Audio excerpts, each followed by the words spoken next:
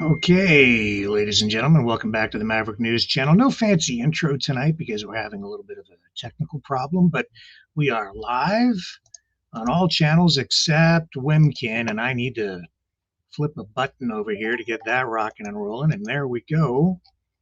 I have to do that manually every night, and now we are running on all channels, I believe, so we are in good shape, and we have a special guest returning tonight.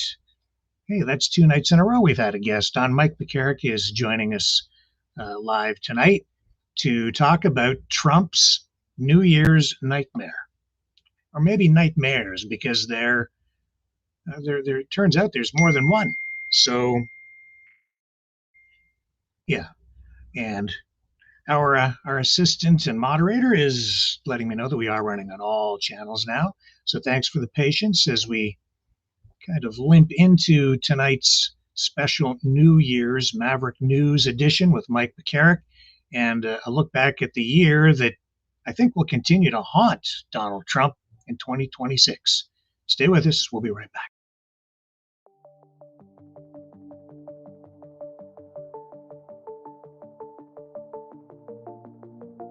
Greetings, brave Mavericks. Our quest for truth continues. We go beyond fake news. Together we expose propaganda. Together we pull others out of rabbit holes. We are maverick thinkers. We are all unique individuals, defenders of individual rights and freedoms, credible, trusted, grounded in reality. Maverick News, Maverick News. Defending free speech. Donate at freedomreporters.com. Do it now. Tomorrow may be too late. Maverick News. The world is watching.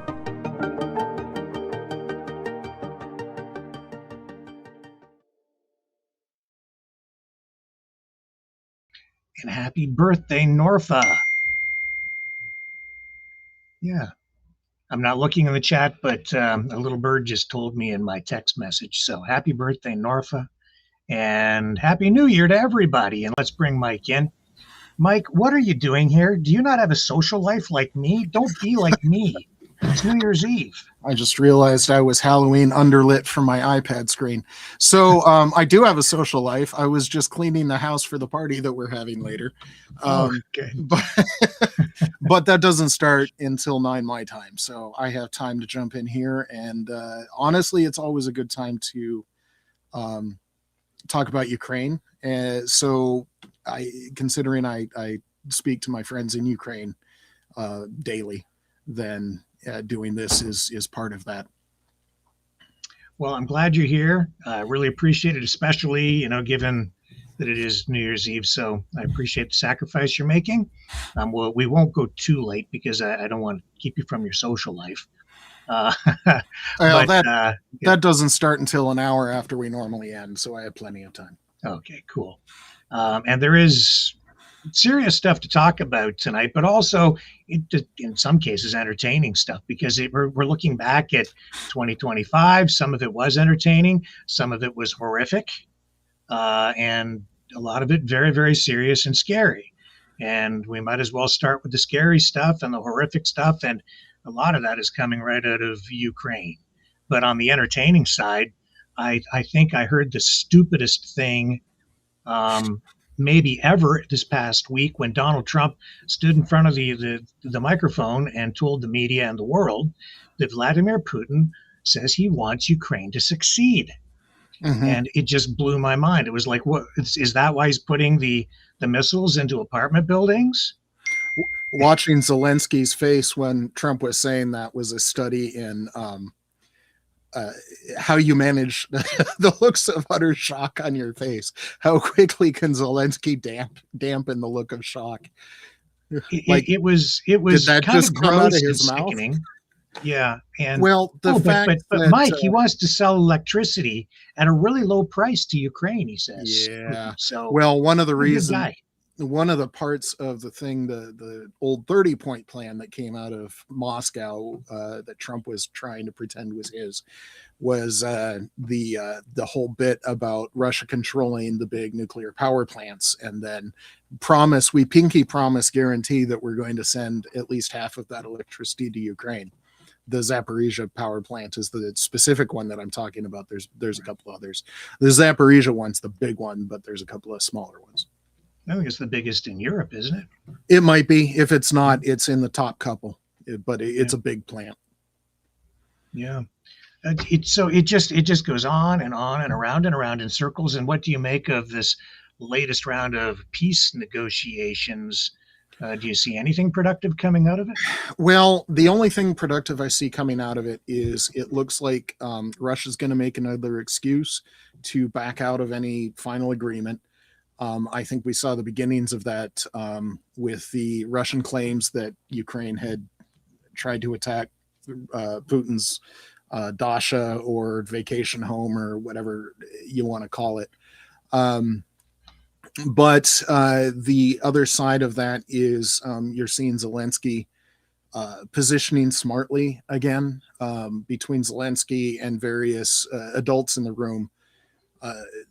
On the American side, that might or might not include Marco Rubio, but you can see Zelensky trying to triangulate so that, because and everyone knows that Trump has the biggest ear for Putin, and Putin's in Trump's ear and in Trump's brain. And so what Zelensky has to do regarding that has to be done with that in mind. And so he's trying to triangulate and position himself so that it's clear, because I guarantee you that Ukraine wants peace. They didn't want this war to begin with, so they want peace. They just want to be left alone. And at least from the Russian side, they want to engage economically with people, including Russia, if there was peace. But they don't want war. They want no part of this. Russia's the one that started it. So when you're looking at these, you have to understand that Russia started this war. Ukraine did not. And so everything has to evolve from that point of view, that if it wasn't for Russian action, this war wouldn't even be happening. But Zelensky is trying to make the best of it. It went from a ridiculous, absurd 30-point plan down to some sort of 20-point plan. And we'll see how that goes. But I don't think this will be acceptable to Russia, because one of the things for Ukraine is that it's had several guarantees between the 1994 Budapest memorandum, when Ukraine gave up their nuclear weapons, on the guarantee, supposedly hard guarantees from both the United States and Russia. And I believe it was late 90s. I'd like to say it was either 97 or 99, but it was a treaty of friendship between Ukraine and Russia. And that had the same thing, that we'll respect each other's boundaries and all that kind of stuff. And Ukraine is like once bitten, twice shy here. They know that you can't trust Putin. Zelensky was elected in 2019 on the basis of trying to end this war, but Zelensky and everybody in Ukraine knows that that's easier said than done. And as Trump is finding out as he approaches a year of not being able to solve this in a day, as he campaign promised. But Zelensky's trying to triangulate and give a good faith proposal, which would include some security guarantees from the West. And so we'll see where this ends. But I think the security guarantees from the West are a non-starter for Russia. I don't think Russia will get past that. And so I think the claim of a Ukrainian attack on Putin's house is not true. For one thing, we have open source. Every time Ukraine attacks something inside of Russia, from a port to an oil facility to a thermal power plant to a railroad, whatever, there's open source things. People around have their phones. We usually have the attack from 3 or 4 different angles. And then we will have an aftermath. So like the next morning, somebody will take film of the damage. There is none of that from Putin's home. So this is almost assuredly ridiculous on its face. And Russia, when asked for evidence by a Western reporter, says we don't need to provide evidence, just trust us. pinky promise, we trust us. So this is trash. It's a trashy claim, but it's in Trump's head. And Putin is trying to queer the waters, to poison the waters in the peace negotiations, and as a pretext to cancel them. We'll see how successful Zelensky has been in appearing as the good faith actor in these negotiations, but you have Putin is so far into Trump's head. We'll see where that goes. Well, this fable that they're telling, this one, I mean, it started out, I think, with a kernel of credibility. Some people are believing it, but it lost its momentum very quickly because no evidence presented at all, no eyewitness accounts, people who live near that residence for Putin, nobody even heard any drones being struck. Some reporters actually were calling people near Putin's house to say, "Hey, look, did you hear anything last night?" And they're like, "Yeah, we didn't hear anything." Right. Because you can't escape hearing it. Between the sound of the sound of the flying drones and the explosions, you are not going to sleep through that. So there's a couple of things why you said there was a kernel of truth, because the leader, the foreign leader of a nation that invaded you and is committing war crimes, that's a legit target. Putin is a legitimate target. If Ukraine did go after Putin and managed to assassinate him in some way, that's a legal attack. There's nothing illegal about that. There's fully legit.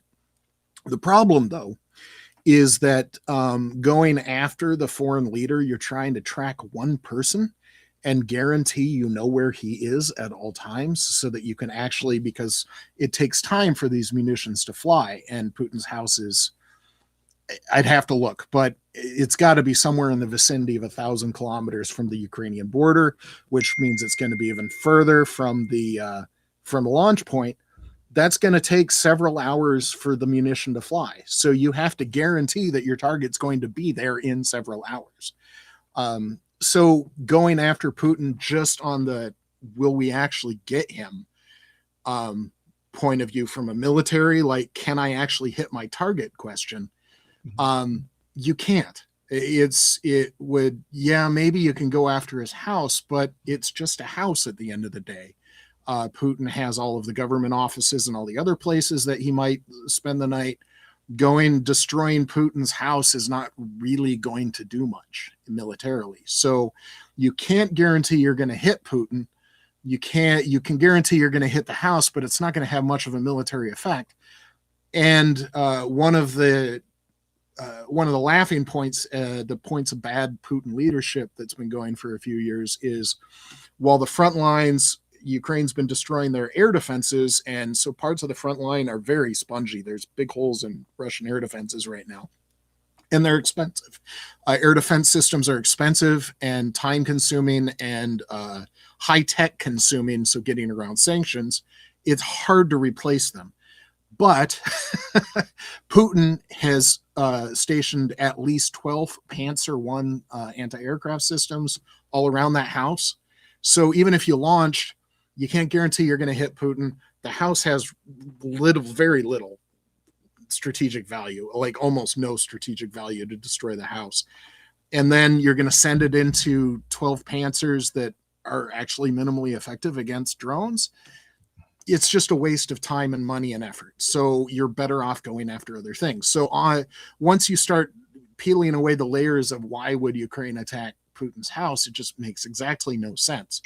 Then you compare it to the fact that all of the Ukrainian attacks inside of Russia actually do make sense, because half of the Russian government revenues come from the sale of oil and gas products, petroleum products.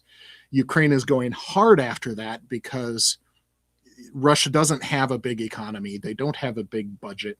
When they started this war, they didn't have a lot of money to throw at the war. But now that Ukraine's taken out half of Russia's oil refining capacity and significant portions of its ability to transport crude oil to other nations between the pipelines and the other things it's attacked. It's going hard after Russia's ability to sustain the war. These are all very smart targets. And so the shift to go after Putin's house, it makes no sense because it doesn't fit. I think there's something that our viewers can take away from this. This is a learning moment, I think, or a revealing moment where the masks are coming off because of this attempt at manipulating perception by the Russians. We know this is fake, okay? And I'm going to show you something in a moment to show how absurd this is, this whole drone attack on Putin. So if you want to know who's telling the truth and who's full of BS, just go look at the guys who have been running with the narrative and who have been trying to play it up. Because those are the guys who either A, they're duped, or B, they're knowingly lying. So I haven't really done an assessment to see who's who in the zoo and who's running with it. I can't name names, but I know at least one, and I'll let people decide for themselves. But if there's somebody out there that you're watching who is trying to tell you that this whole thing was real and they're either being paid to say it, or they are just outright lying, or they're just not being careful enough. So I would say that you should really be questioning everything that person is telling you after that. Not to say that everything that person is saying is a lie, but it really throws their credibility into question, I would say, because this one is so blatantly false. It's just it's such fake news, to borrow a phrase from Donald Trump. I mean, this is a video that's circulating now, and I can't say that this is coming directly from the Kremlin, but this is being used. It's going viral online, and they're using this to try to convince people that this thing really happened. And I want you to watch the video closely, and then I'm going to comment on it.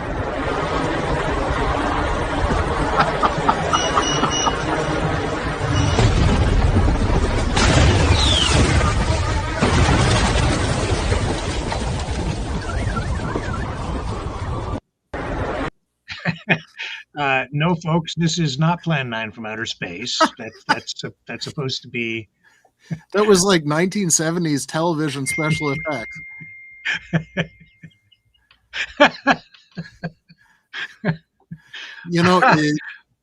I'm sure you guys have watched Mystery Science Theater 3000. That's like one of those things that the dude and his robots would be mocking. I'm not joking. Some people are buying it. There is a disclaimer, one of those context notations that's trailing on some of the posts on Twitter tonight, or X, saying that it is manipulated videos. So people. I was like, what the hell is that? That's what some people are using to try to convince you that the drone attack was real, and Russia has now come out and they use evidence. Quadcopter drones, which I'm just like, wow. So it did release a photo of a drone wreckage on the ground someplace with somebody standing beside it, but that could be anywhere. Drone, I don't. Ukraine regularly launches 100 or more drones into Russia nightly, so. And they did launch some that night, but no evidence that it was directed at residents. Yeah, and the Russians couldn't even get the numbers straight, because what came out of the Kremlin was like, what was it, 90? Yeah, that was the other side. Is that the attack? The people that were trying to pretend the attack was real were saying that I don't know, somewhere in the vicinity of 90 launched and all shot down. But then the military was saying that the entire night for all of Russia, Ukraine had only launched 40 to 50 drones. And so, Russia itself couldn't get its own story straight. So, So you have that. Yeah. And that just shows you how They lie. They're lie. I'm so tired of the lies. I would, and some of these guys that, especially early in the conflict, I thought had some credibility, but as time went on, it was like, wait a minute, man, everything you're saying is just wrong. You're just wrong, consistently wrong, and people keep watching them. But I don't know what. I'll throw it over to you for that. Well, they're wrong. I would agree with that. There's a lot of people that are wrong. But sometimes me too. You can get information out of the falsehoods coming out of Russia because there's a reason why they're putting them out. And so you have to think about it and you have to peel back the layers and, ignore the obvious BS. But why are they saying that BS? Who is the audience for that BS? And I guarantee you that claim of attacking Putin's house has an audience of exactly one person, and that's Donald Trump. Yeah. And he bought it. Yeah, because Trump trusts Putin. Putin told Trump. And so that was before any evidence was on the table, and because Trump's going to believe what Putin tells him. Yeah. And so that's why I'm saying this has an audience of one, and all of the rest that's trying to come out after that has been, I get the impression that they were not prepared to defend this. So it makes me wonder if Putin just decided to tell Trump that, or if Putin said something related to maybe my house is threatened. I put up these SAM defense systems. I robbed the soldiers of their defenses so that my house that nobody cares enough to attack can be defended from no attacks whatsoever. And did Trump, in his dementia, old man, addled brain, translate that into? So there's a lot of things that you just don't know, but you can learn a lot, and studying Russian disinformation has its value. You can figure out why they say it, ways to counter it, who the audiences can be, and all that kind of stuff. So yeah. And look how effective that is. Just talking about it right now, lying about it, talking about it. Then you get the president of the United States, which is supposed to be on Ukraine's side. Right? You would think that the leader of the free world would be on the side of a democratic nation that has free press and is the victim of war crimes. You would think that would be the nation that the president would be on the side of. They got him to say it. I've seen in the past, and I won't get into the details, but I've seen RFK Jr. too get sucked in and start repeating Russian propaganda too. But that gives it credibility in the eyes of some. RFK Jr. also had a dead bear cub in the trunk of his car and the head of a whale strapped to the top of his car. So a brain worm. Yeah, brain worm too. There's all sorts of reasons why you shouldn't trust RFK Jr. She got a brain worm. Yeah. We wrote a song about it. Awesome. Yeah. Anyway, maybe we'll play it later again. Yeah. So there's the entertainment. It's like Monty Python or The Onion. I mean, except that it's real life. The part that should really depress you is real life. This is so good. I'm going to play it again. I'm going to play it. I can't resist.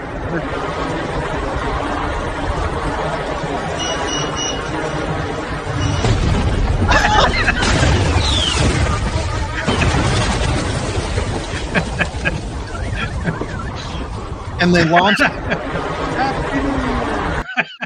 they launched rockets, which doesn't have, oh my God, there's just so much wrong with that.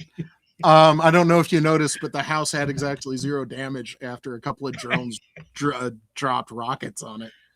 I'm going to look in the chat and see how many people are mad at me for showing that. Oh my.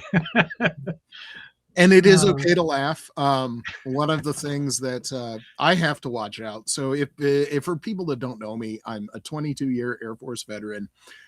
Part of my retirement process, I recently put together a map of every place that I've been. And part of that process is remembering actually being there. So I've been in Afghanistan and Iraq, several places in both nations, and several other places that are less than fun. But when you do that kind of a thing, you either laugh at it or you have to cry. And so the sense of humor of military veteran, especially a veteran from combat zones that is actually in, gets really dark. Or really dark really fast, and so I have to watch my sense of humor. Well, who do we have in here? We have Rosemary Mack. She says, even if Russia, I assume it's a she, because it's Rosemary. Even if Russia supplied proof, nobody would believe it anyway. Well, Donald Trump believed it. Honestly, if Russia actually supplied proof, and we are getting, like I said, it is valuable to monitor Russian disinformation channels. And so one of the reasons that's valuable is that if there's something happening in the real world, as opposed to this BS about Putin's house, if there's something happening in the real world and Ukraine is claiming it, and you've got open source intel or videos that are showing that you can geolocate, so you've got some evidence, when you know that it's really starting to hurt is when it's starting to come out of Russian channels, that they're officially acknowledging it. In today's world, the official Russian channels, there's some ultra-nationalist Russian mill bloggers that might as well be official channels. And so one of the reasons that we know that the Russian military is exhausted and is having serious problems right now is that the ultra-nationalist Russian mill bloggers are actually saying that. And so you've got all of these layers of evidence. And so when it actually gets down to Kremlin channels agreeing that, yeah, this is a problem, then you know that it's really starting to hit hard. So that's why I was saying about why are they saying this? Who is the audience? And so you can judge all sorts of things by what is actually coming out of Russia. Well, if they can convince people that Putin was targeted, then that just gives them, justification or they're manufacturing consent so they can go after Zelensky. But they're going to do that anyway. They've been talking about doing that for a long time, and it's like that's not a big deal. But if you go after Putin, well, one of the little kernels of evidence that's going on right now is from the start. Part of the reason that so many high-ranking Russian military people, lieutenant colonel on up, lieutenant colonel is officer grade 5. Above that would be full colonel, and above that is the beginning of the general officer ranks. And so lieutenant colonel on up, Ukraine's been targeting, but part of the reason for that is that nobody lower ranking has any real authority. And so when you're going after command and control, which is totally legit, that should be on the very top of any competent military's list, is going after command and control. But part of the command and control, and they have a much lower security detail, they're much easier to track inside of Russia. Ukraine, either Ukraine's special services, their equivalent of the CIA, or kind of like CIA special forces, or we've had increasing reports of Russian partisans, Russian citizens that are what the euphemistically saying they are starting to engage in kinetic actions against their own nation. So it's either the Ukrainian special services or Russian citizens themselves, or Russian citizens with the help of Ukrainian special services, but they're going after Russian generals inside of Russia.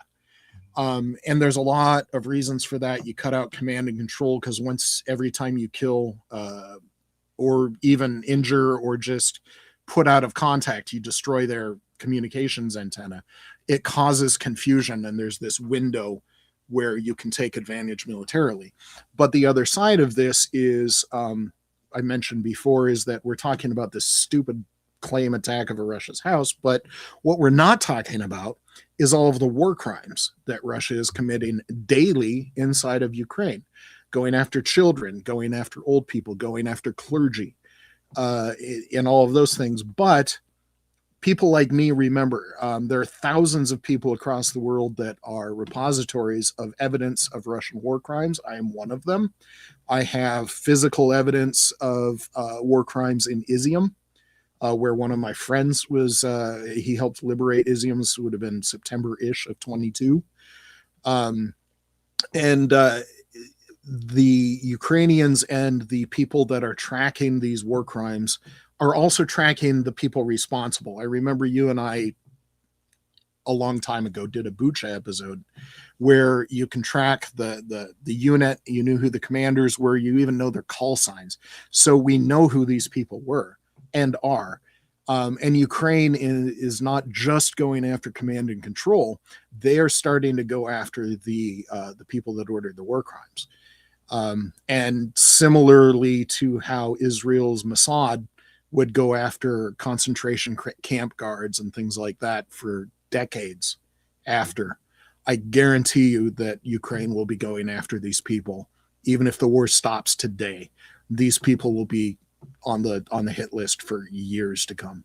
That's why one of the points in the peace plan was Putin wants Amnesty immunity from prosecution for war crimes.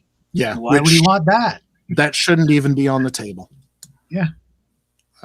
So he only wants it. He wants that in there for one reason, because you can view that as an admission of guilt. Yeah. So hello, Mavericks. Just well, and it's honestly so. I'm trying to figure out how to phrase this, because, like I said, my sense of humor and the way I phrase things can go dark really fast. I don't want to excuse Russian soldiers inside of Ukraine because they are doing horrific things, but not all of them are, and some of the Russian soldiers are actually victims of their own command. And that's the reports that we're hearing about that right now. And again, we're not talking about it. Yeah, there's the Russian soldiers themselves that are reporting. Some of them are capable of being captured by Ukraine. That is one of the more positive outcomes for a Russian frontline soldier right now, and some of them try to do that. But there's all sorts of reports of just horrific actions going on. If you ever hear, it's a very inoffensive term, but if you hear pitting, does anybody here know what pitting is? This is one of the disciplinary tactics. Again, that's a nice euphemism that the Russian military is using against their own soldiers. If the soldiers don't pay bribes to their own commanding officers, the salaries of Russian soldiers between sometimes almost 100%, at least 80% of Russian soldiers is going to buy their own gear, which includes ammunition, because the military is not supplying them. So they're just trying to survive. Socks, boots, coat to stay warm. And so there's between the Russian soldier trying to buy them themselves, but then the units often have a collective fund that the soldiers are required to contribute part of their salary to their own supply. And this is one of the ways that Russia's trying to actually afford this war. But if they don't pay that, if they don't pay the bribe to their commanding officers, or if they don't submit to, there's no way around this, sexual torture, where it's almost like stories about federal prison where there's one soldier that is open for use for sexual gratification. There's videos of that everywhere online. It's almost become background noise at this point. But pitting is one of the worst, because what they do is they strip the soldier down. They throw him into a pit that's 8-10 feet deep that they can't control. They can't climb out of. They can't sit down in because it's not wide enough. And they are not the first person in this pit. So the bottom is just this slimy mess of human waste. Anything that the body can secrete or excrete is in the bottom of this pit, and they're left down there, no food, no water for days at a time. And that's pitting. So if they don't pay their bribes, if they try to say, look, this attack is not a good idea, or if they just do anything that is remotely considered out of line by their superiors, they're pitted. And we have video of this. There's various Russian soldiers captured by Ukraine that have attested to this, but it's on some of the Russian mill blogs. So speaking of monitoring Russian mill blogs, some Russian soldiers are bragging about doing this. Like, yeah, this guy deserved it, kind of a thing. So when I say that service in the Russian military is brutal, you can just think about pitting as one of those examples of why I say that.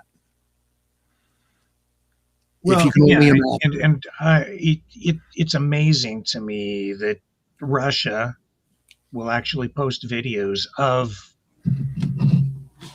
war crimes having been committed. About 2 years ago, there's one guy, I have a picture of it. He's in my file for war criminals, where this was in the Izium direction, and there's a video of him with a captured Ukrainian soldier.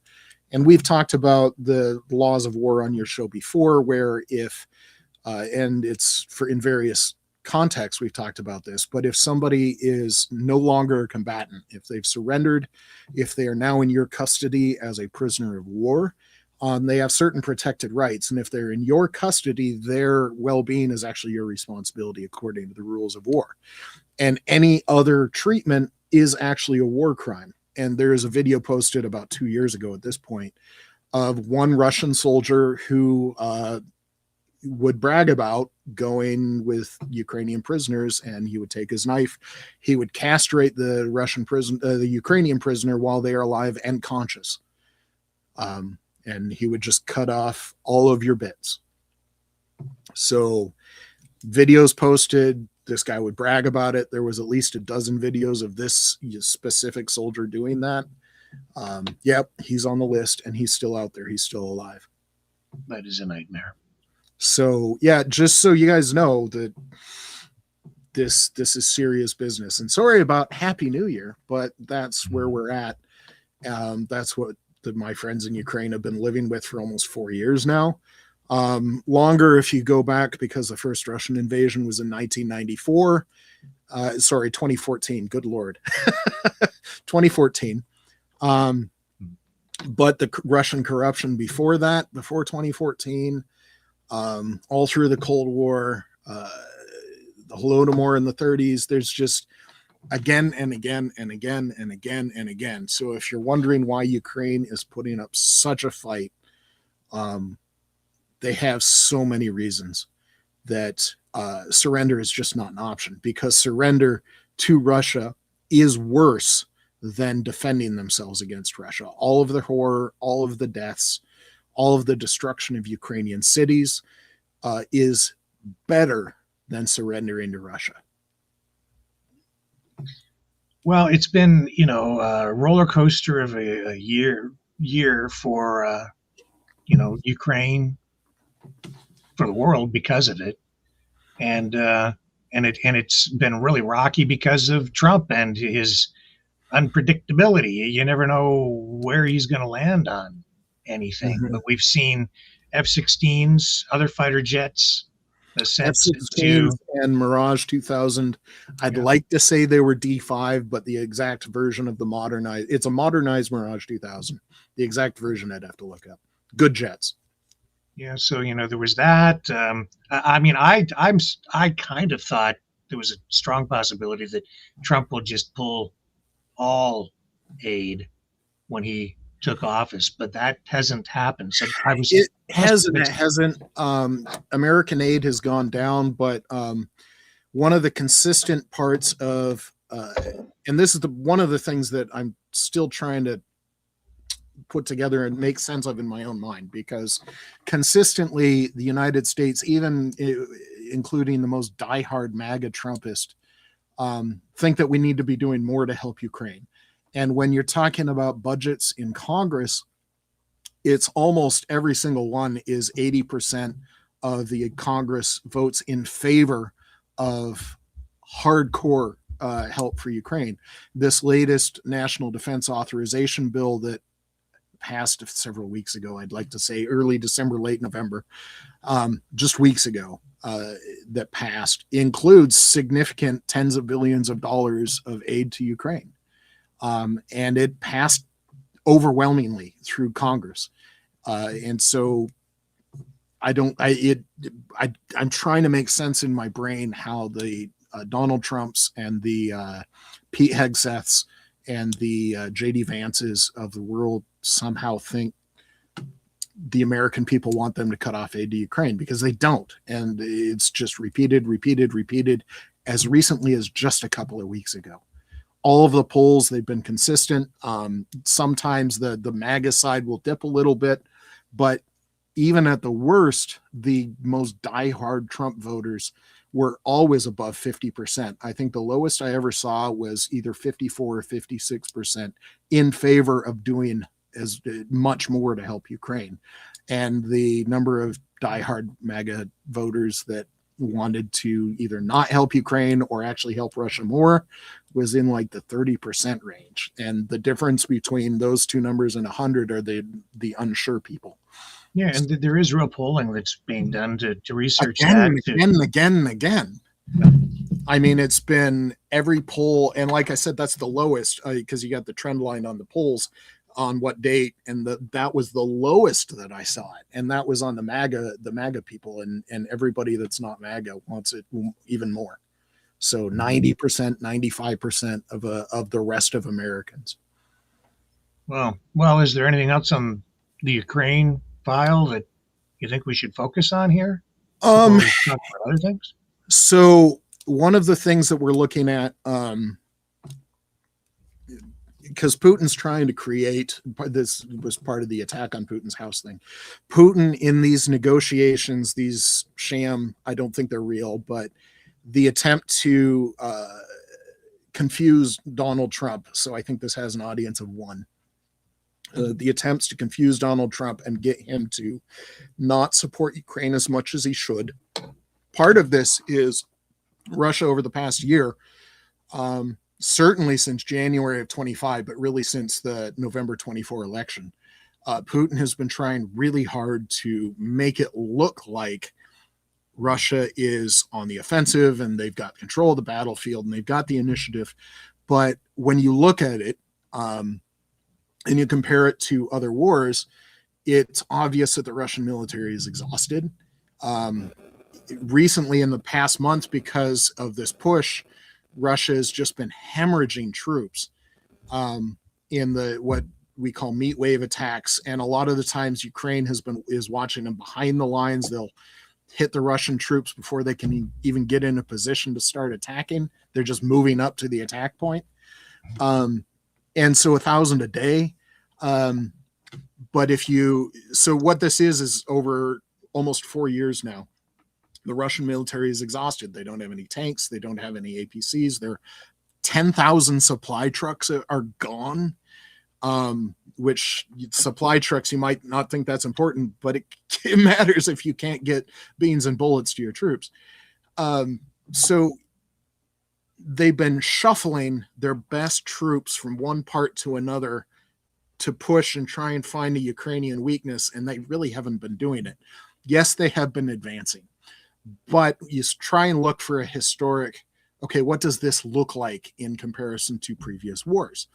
Is it a rapid advance? Is it a good advance? What this is, Russia is advancing slower right now along the entire front, like the most active parts in Pokrovsk. And there's a place in the Zaporizhia district, Huladar is the name of the village. Their rate of advance is between 50 and 80 meters per day, less than a football pitch. Historically, this is worse than the Battle of the Somme in World War I. This is worse than trench warfare in World War I, where you had people trying to advance through no man's land. And Russia is advancing slower than World War I, the Battle of the Somme. And they're just getting chewed up the entire time. Russia is recently, and this is why you watch Russian outlets, the ultra-nationalist Russian mill bloggers are starting to admit that Russia is now no longer able to meet its recruitment goals, which the Russian recruitment goals was to meet or at least slightly exceed the rate of casualties on the front line. And if Russia is losing between the average is between 900 and 1,500 per day, so roughly 1,000 per day. That means Russia needs 1,000 brand spanking new soldiers every day. And Russia's no longer able to meet that. The people that were going to take money to join the Russian military have done so. Now you've got people that aren't fit to serve, or they need to be running the factories or the oil production facilities or other parts. The Russian government expenditures are now 40% of Russian government expenditures are on this war, either on the military or security services side, because Russia's having to defend itself inside of Russia now. So they're having to spend significant sums inside of Russia just on defense. And you've got, people from Nepal. The Russian consulate's trying to get people from Nepal to join up. But the amount that Russia has been paying, if they say, look, we'll give you a whole bunch of money to come join and fight in Ukraine, the amount that Russia has been able to pay peaked about 18 months ago, and it's been slowly going down and down and down. And it's roughly at 20% of where it was at the peak. So even the amount of money that Russia is offering is not there anymore. So what we're looking at now, Russia recently passed what they're going to do in 2026. Two aspects of that remain classified, but one of them is that Russia will now be they've got mandatory military service.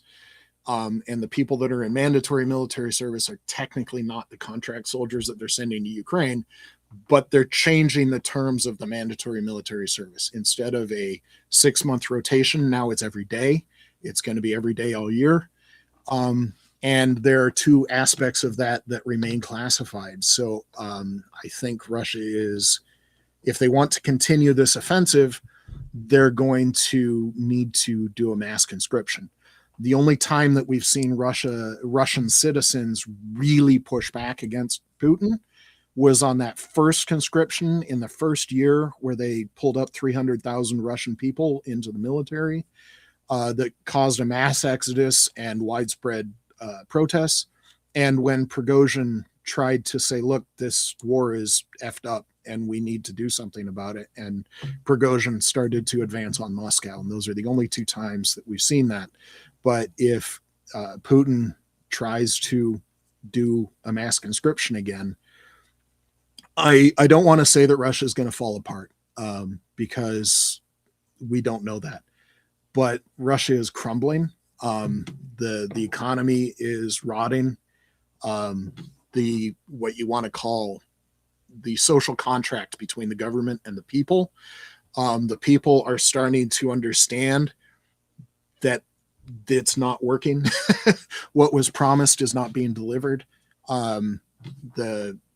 The interest rate is technically 16%, but in reality, it's only 16% because Putin declared it 16%. In reality, it's still over 20%. Their inflation rate is over 10%, where here in the United States, we complain and whine and have vast electoral decision altering elections over 3%, but their inflation is over 10%. They're seeing attacks every night. They've seen the oil stuff blowing up. Their sons and daughters are not coming home. Sons, daughters, uncles, fathers are not coming home. There's all sorts of things in Russia that it's just rotting. And so if little chunks start to rot away, at what point will it just fall down? And I don't know. I don't know if that's 2026. I don't know if it'll never happen. But we've seen this happen before. We saw it happen to the Tsars in 1917. We saw it happen to the Soviet Union. Actually happened a couple of times. We just didn't notice a couple of them. But starting 1988, I believe Estonia was the first Soviet republic to declare independence. And then several other things fell apart. And then by 1991, the Soviet Union was just gone. Part of that was the rotting of the social contract, part of that was Afghanistan, where they had 8 years of war. And one of the things that tore Russia apart was the mothers of dead Russian soldiers that were like, this is not working. And they started to publicly protest, and that was part of what tore it apart. This Ukraine war is 35 times deadlier in 4 years than the Soviet Union war in Afghanistan was in 8 years. So 35 times in half the amount of time. So there's something's going to happen. I don't know what. The brave face that they're showing is not reality. We'll just see where it actually ends up. Yeah, because we're looking at what 1.2 million Russian soldiers alone that have. The estimates are so both Ukraine and Russia, the actual total casualties are classified for obvious reasons. You don't want to give that information to your enemy. So I'm not going to attribute any false intentions to classifying those numbers. That's what they should be doing. But honestly, we might not know. I have pictures of dead Russian soldiers. Only they're so there's a muddy season in Ukraine. It happens 2 times. It happens before the winter freeze and then after the spring thaw. And there are dead Russian soldiers that got half buried in the mud and then frozen into the mud, and then trucks run over them. And I've got pictures of that. And you don't even know if they were reported. We have examples of Russian attacks where the commanders don't report the casualties because they want to continue. Like I said, between half and 100% of the Russian salaries are going to the unit collective fund to buy supplies for the unit. And so if you report the casualty, all of a sudden that income's gone. But if you don't report the casualty, maybe you're still getting the money. So there's all sorts of false reporting like that going on. So we might not even know how many Russian casualties there are. The people that are watching the open source, because like I said, I've got videos of drones taking out Russian attacks, where I guarantee you that Russians are dying by the dozens, if not more, higher numbers. And you can see the aftermath on some of these videos that I'm sure we can't show on this. They're dead. They're dead. They're in pieces. They're dead. So from all the open source that we have, the estimates are between 1 and 1.5 million Russian soldiers gone. Now that's both wounded and killed. Again, one of these things is these experts are using Western experience since World War II in estimating because there's going to be a percentage of killed to wounded. And they're using Western ideas where we place a very high priority on evacuating our wounded, helping our wounded comrade, getting them in the post 9/11 wars. We called it the magic hour, where if you can get even a catastrophically wounded soldier to professional care in inside of an hour, that's the magic hour. Most of them can be saved, like 9 out of 10 or better than 9 out of 10. Even catastrophic wounds can be saved and they will survive. Russia is leaving their wounded on the battlefield for days. A lot of the times, if a Russian soldier is either abandoned or wounded on the battlefield, we have video of Russians taking their own lives. They don't want to sit there wounded for days. So what I'm saying is that the experts are saying that the killed to wounded is probably 1 to 4. From what I've seen, it's probably more like 1 to 1 or even worse. So if you're looking at 1.5 million Russian casualties total, you're looking at 750,000 or more Russian soldiers that are just gone. Those are people that they're not going to be fathers anymore. They're not going to have a factory job, or they're not going to be a lawyer or anything like that. They're just gone. And so it's catastrophic for Russia. I can't even overestimate it. You can talk about demographics, which is very popular in conservative circles right now. But demographics are a real thing. In 2022, Russia had roughly 7.2 million what we call military-aged males. Is a specific demographic that military people look at. In this case, that 7.2 million were Russian males between the ages of 18 and 30. So if you expand your age range to 16 to 45, Obviously, it's going to be bigger than that. But if you've got 7.2 million at the start, and now you're a million and a half are just not there anymore. Another 500,000 to a million fled Russia for the first conscription. Now you're starting to worry if you have enough young people to even run your economy anymore. So people run the farms, people to generate tax revenue, just people to keep the lights on. Well, it is something that's going to continue into 2026, and it won't be just Donald Trump's nightmare. This one will be a nightmare for the world, I think, still continuing. Not a new one, just one that's ongoing. So hopefully I wasn't too dark. I haven't been watching the chat. Let's take a little break. We'll come back and we'll spread a little more sunshine on this New Year's Eve. Sunshine is my middle name, evidently. Okay. Brightleaf Innovations is excited to offer our newest investment opportunity, the Turn Easy Bed Storage Solution. Turns with a touch, spins all the way around. Every little thing you need is easy to be found. No more clutter, no more mess on the floor. Just spin it, reach it, you don't search anymore. Turn easy bed, spin your world around. Storage made simple, the best you found. Shelves your way, keep the mess away. Charge it, store it, night or day. Do-do-do-do, do-do-do-do.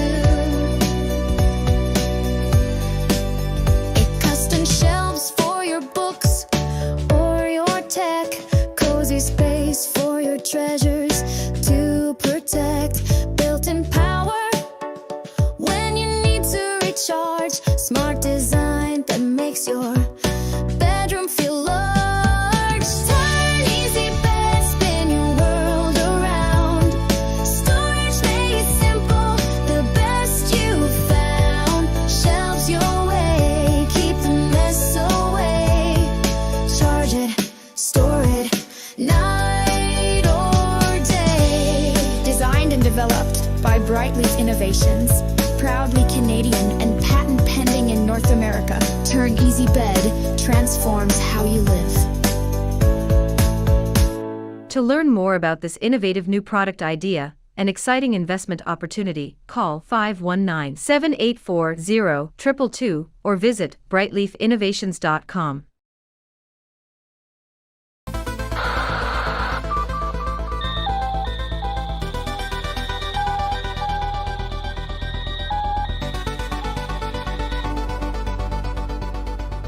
Maverick News isn't just a news outlet, it's a community of truth seekers.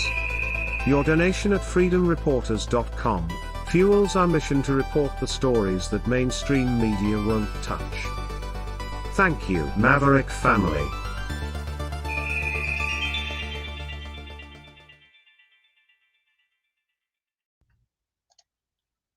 Okay, we're back, and there he is. So, 2026. The thumbnail tonight was or is what did I put on there? Trump's New Year's nightmare. And you specifically, I think, are zeroed in on this story with Jack Smith. Do you want to explain to our viewers what's going on with that?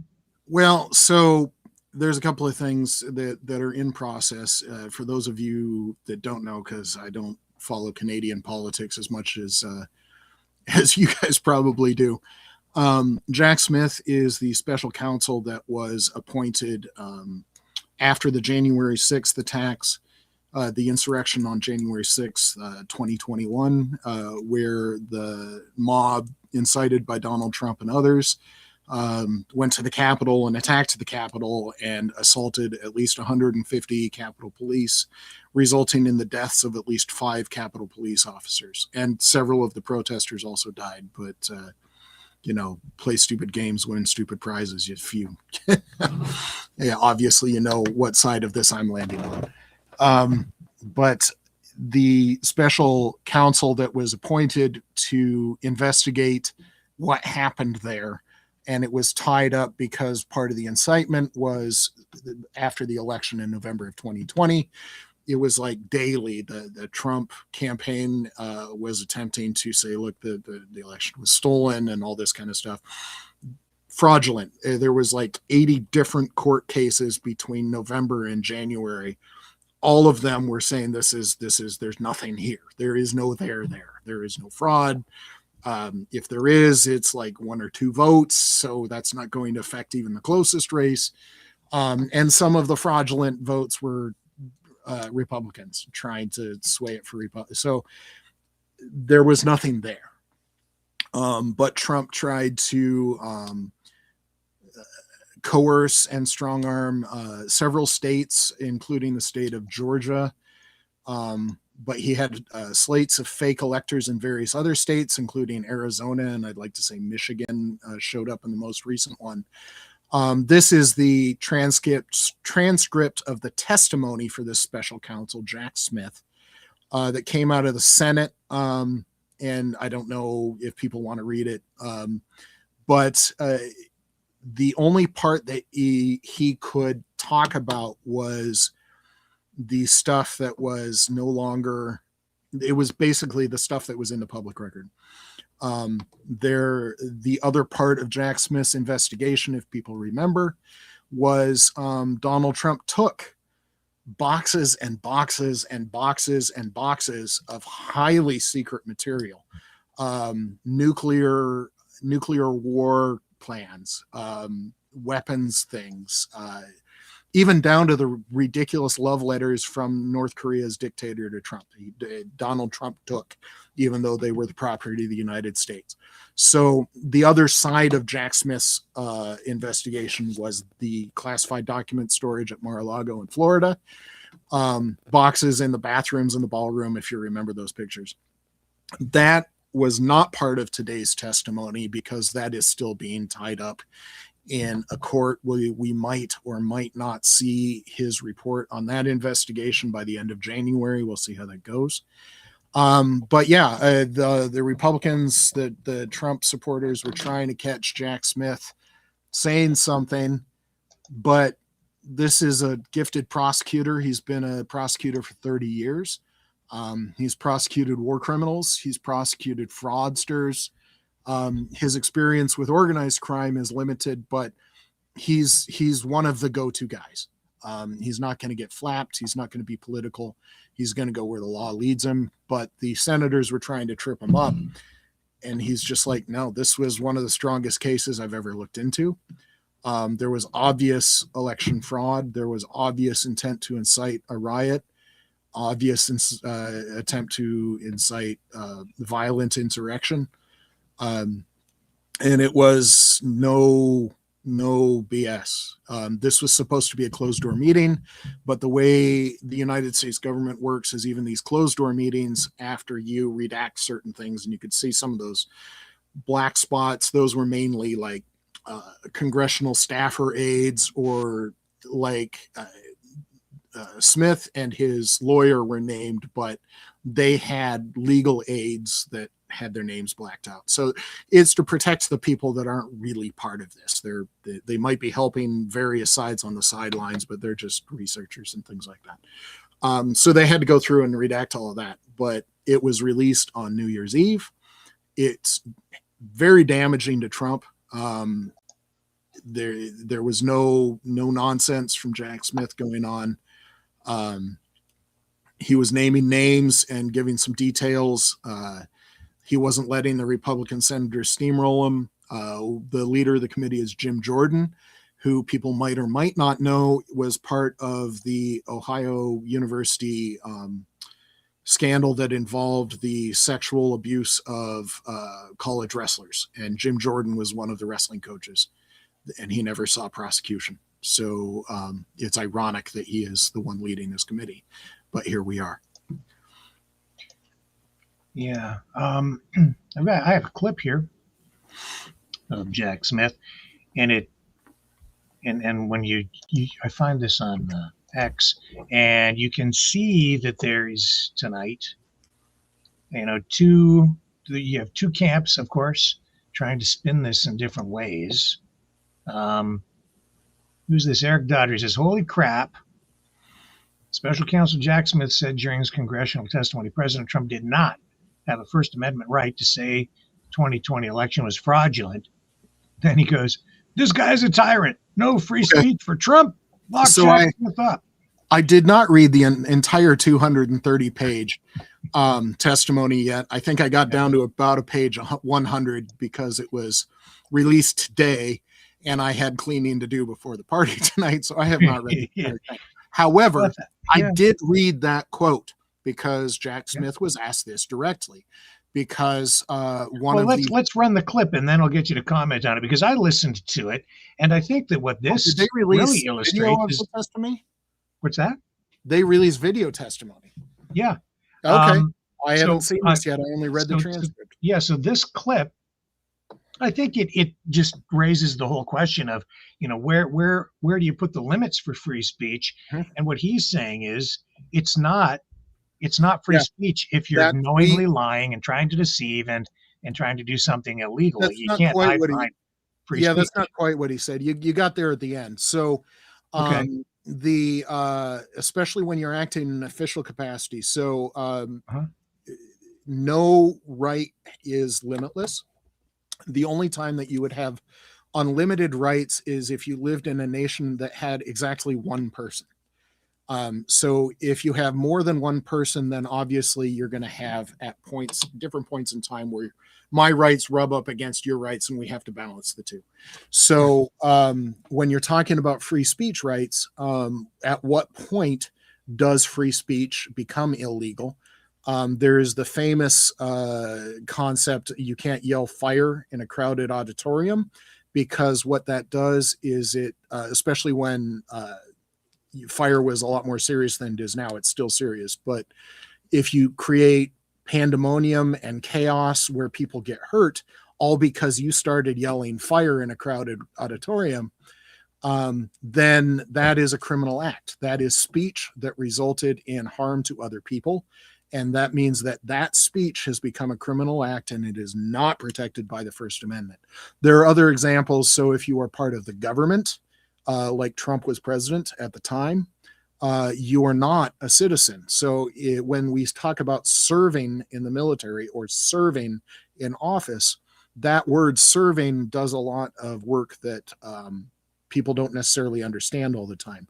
We think, oh, hey, they're in power, or, oh, they're in the military in uniform. But when you do this thing, especially in the military, to a lesser extent as an elected official, you have fewer freedoms. In many ways, you are a servant of the United States, and you are no longer a full-fledged citizen with all of the rights of a full-fledged citizen. You have fewer rights than the average citizen, because if you are an elected official, you are part of the government. If you're in the military, you are subject to the UCMJ and all sorts of other legal restrictions. If you have a security clearance, you can't just talk about things. This was part of the Pete Hegseth Signalgate thing, the whiskey leaks that went on earlier this year.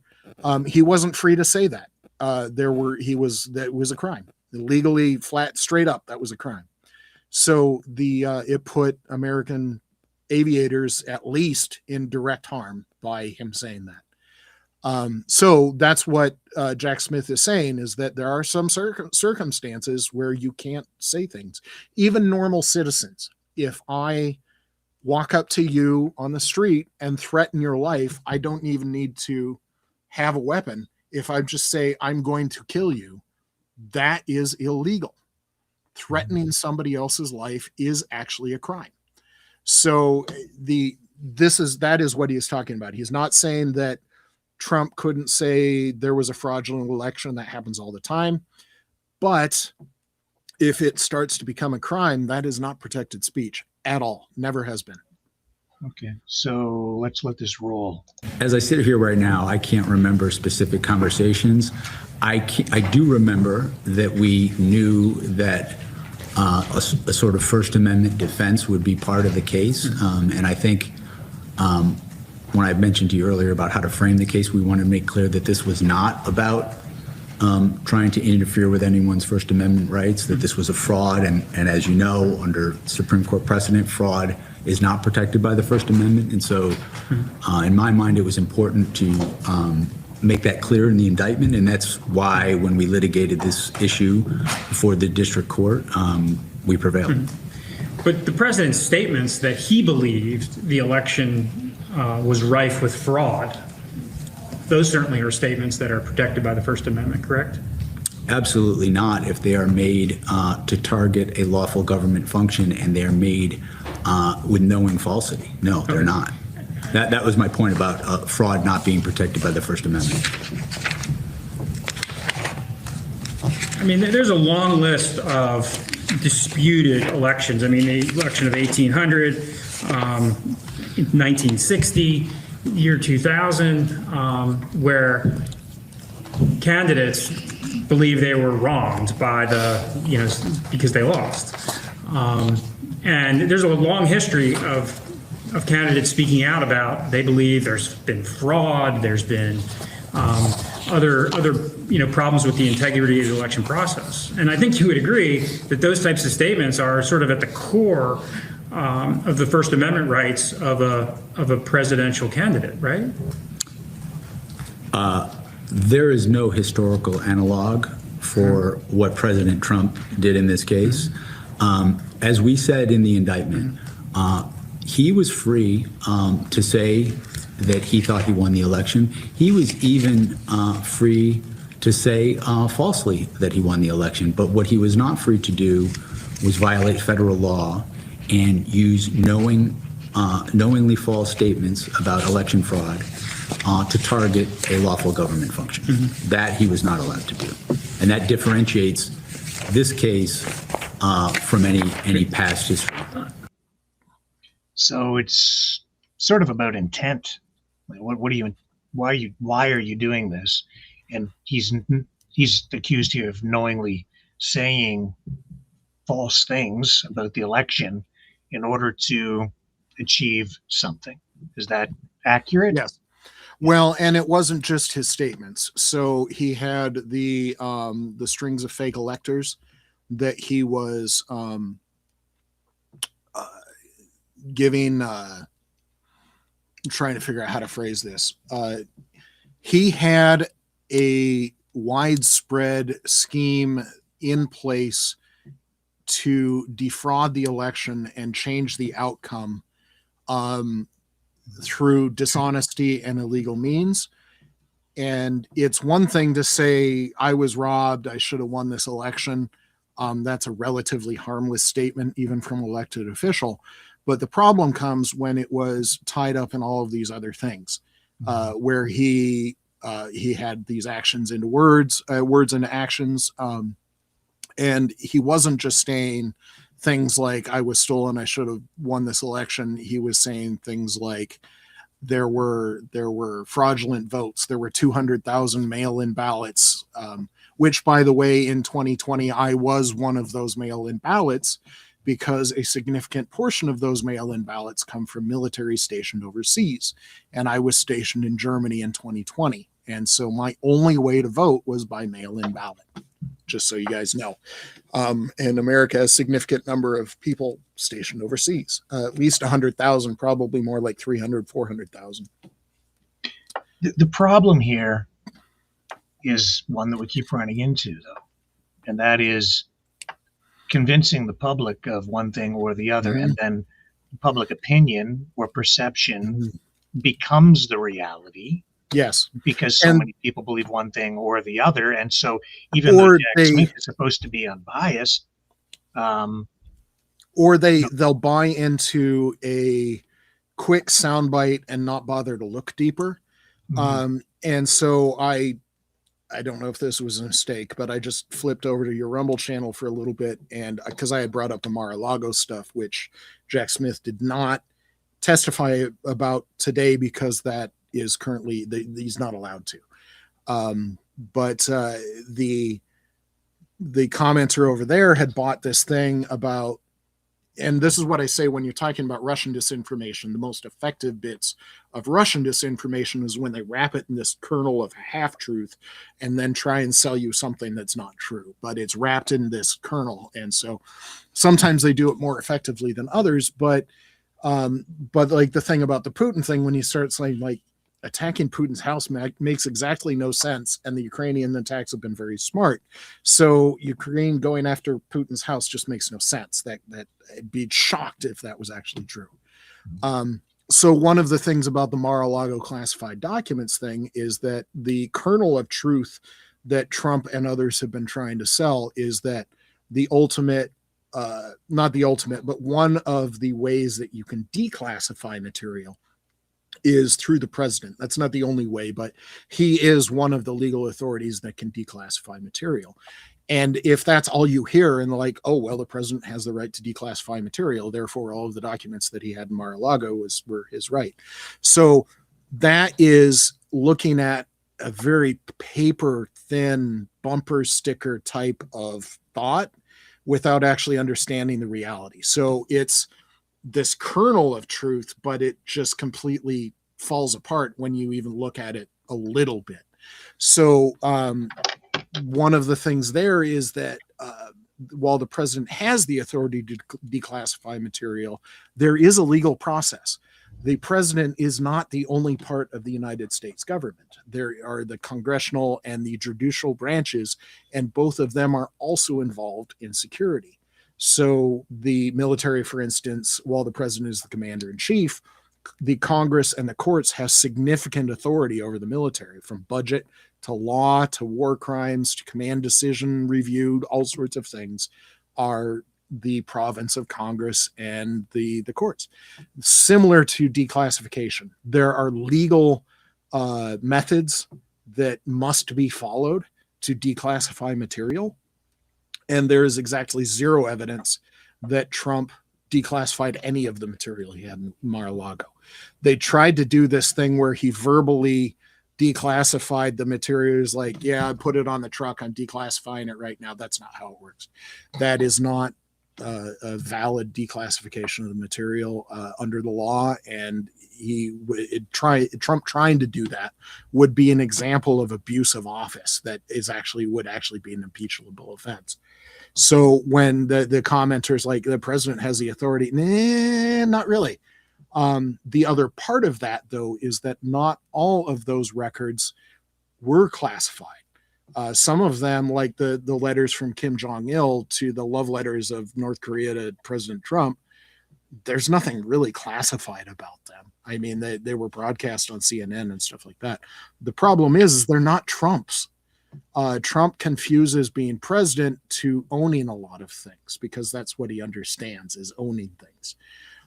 Those letters from Kim Jong-il to President Trump never, ever, ever, ever belonged to President Trump. They are the property of the U.S. government, and nothing that President Trump can do can change that. Even if he declassifies something, those records are still the property of the U.S. government. So there were the highly secret things, and there were the things like those love letters from Kim Jong-il. All of those were the property of the U.S. government. And so even if it wasn't a classified document, it was just that love letter, it's still theft. And then atop of all the classification and the theft things, you now are getting into the concept of it's worse than the crime is the cover-up, because Trump repeatedly tried to obstruct justice and delay things and lie to the courts and to the investigators and to the FBI about, I don't have any documents here, was one of the things he said. Or I turned over everything, where he absolutely did not. And those themselves, those bits of perjury and obstruction of justice are in themselves crimes. So you have, and not only just crimes, they are felony crimes. They are very high crimes. So you've got, even after all of the there's crime after crime after crime involved in all of that. So I can't remember the commenter's name, but the thing about Trump had the authority to declassify them, therefore there was no crime, is completely false, and laughably false once you start actually looking into what actually happened. So yeah, even if they were declassified, just all that. So when you start to look at the election interference that Jack Smith was talking about, you've got the attempt to coerce the government of Georgia to find 12,000 votes, the exact number of votes he needed to win. And then you had all sorts of bribery and coercion and abuse of office. These are very serious crimes that it would be one thing to just talk to the governor and say, hey, was it really legit? I need to know. Was the election legit? Give me a rundown. These would be protected actions, but he had the attempt at bribery and coercion. He had the fake electors, which are an example of a fraud, conspiracy to commit fraud. And then he had, because he was a sworn government official, these are all abuses of office and authority and violations of his oath. And there's just layer upon layer of crime going on here. Well, you know, when all that was going down, I was much more, I was very tolerant of it. I viewed it as a protest of sorts that got out of hand. And, you know, more than one thing can be true at the same time. So some people maybe had, you know, bad intentions. There were absolutely assaults that took place. I was just not as... and some of the people in the crowd, that even the people that went into the Capitol, at worst, they might have been guilty of a minor crime of criminal trespass. They were in a government building in a restricted space without authority. And that was the extent of their crimes. That's pretty darn minor. Yeah, they shouldn't have been there. Yeah, they probably needed to face some sort of punishment for it, but we're talking about slap on the wrist kind of stuff. So you're right. There were those people there on January 6th that was the extent of their crime. So, but there were also people there that were guilty of much more serious things. They bashed in Capitol Police heads with riot shields. They attacked them with chemical mace, bear spray, which is it is a deadly weapon. If you did that on the street, like just on a traffic stop, and you sprayed mace, like you're in your car for whatever reason, the cop comes to your window and says license and registration, you shot bear mace into that cop's face, that cop would be within their rights to shoot you in the head. That's how serious that is. So they would be authorized to use very deadly force in response to any of that. So there's truth over here and truth over here, and there's exaggeration and lies over here and exaggeration and lies over there. But at the center of it all is the question, what was Donald Trump really up to, and is he guilty of something? And this testimony from Jack Smith today is pretty damning. Yes. For Trump. Yes. And the fact that if you wanted the actual truth to come out, Jack Smith is a highly respected prosecutor, and he was during the Trump years. He was a working prosecutor in the Trump years. If you wanted the truth to come out, you need to let Jack Smith finish his job. Kind of like if you're maybe on the Epstein list and you're like, yeah, release the files. I'm confident I didn't do anything wrong. I want it all out there. Just because the dribs and drabs are tarnishing my name, get it all out there. That would be the way of getting ahead of it, and the way that somebody who is innocent would be acting is like, yeah, I want the truth out there. That prosecutor needs to just investigate, and I want all of the things that prosecutor finds needs to go out in the public. Well, this is something that I guess potentially could follow Trump into 2026. Do you think it will would have any impact? It will. This hasn't gone away. There were somewhat confirmed examples, because Trump was impeached for this. This was his second impeachment. I don't know how many people remember this. It was relatively overwhelming in the House, and it was by far in the Senate. So the House impeaches, and then the Senate either convicts or acquits. This was by far the most bipartisan Senate vote of any of the impeachments in U.S. history. Something like, I think he needed, I can't remember if it's 60 or 66 is the threshold, but there were 59 senators that voted to convict. So it was 59 to 41 voting to convict Trump. And the Republican senators that voted to convict Trump were subject to threats, death threats and coercion from Trump himself.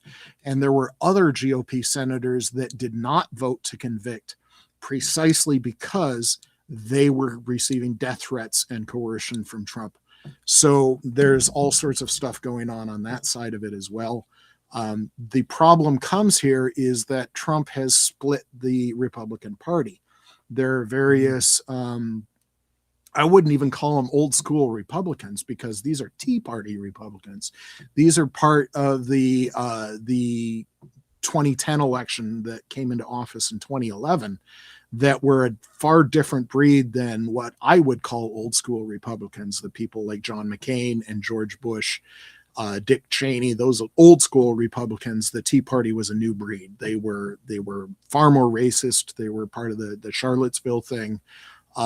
They were far more strident, far less qualified in many cases, but not in all cases. So there's various of these Tea Party Republicans that are just utterly repelled because their part of the Tea Party thing was, look, we want to cut through the BS in Washington. We want to have straight shooters going on. We want to have a lot of them were financial conservatives. They wanted a balanced budget. They wanted to eliminate deficit spending.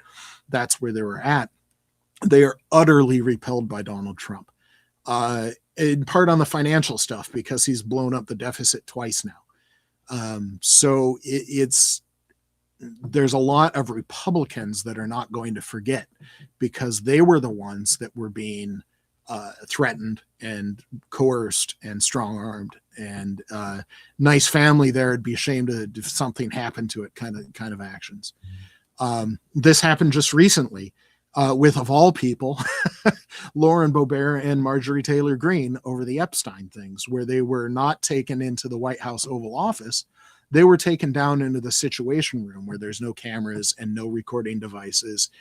And they were basically, Trump tried to strong arm him into not releasing the Epstein files. In fact, yeah, I want to just circle back for just a moment though to something you just said, and then we'll come back to this because this is important too. But you talked about Trump really dividing the Republican Party, and I took note this past week, and it just came to mind that another thing that's going to haunt Donald Trump as a nightmare this coming year is Mike Pence, because he's still out there and he is gathering support.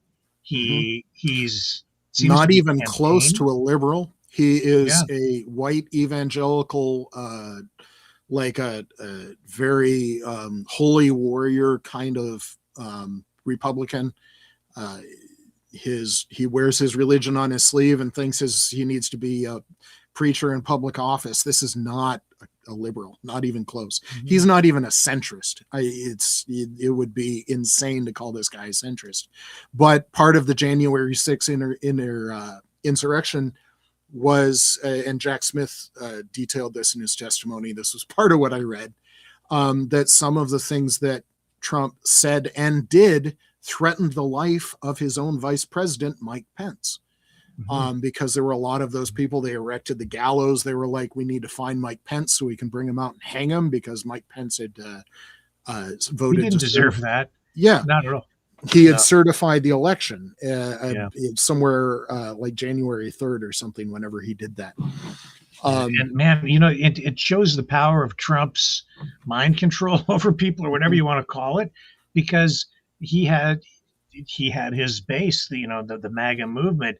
He got them all jacked right up against Mike Pence, and it lingers today. But it's beginning to fade because I've noticed that there's a bunch of support swelling up behind him, and he's going to be I There's think any- he'd be back to challenge Vance. for There's the, any number of nomination. them. There's Mike Pence. There's Adam Kinzinger. There's Liz Cheney. There's I'd like to say his name's Joe Walsh. Last name's Walsh. I think his first name's Joe. Yep. Yep.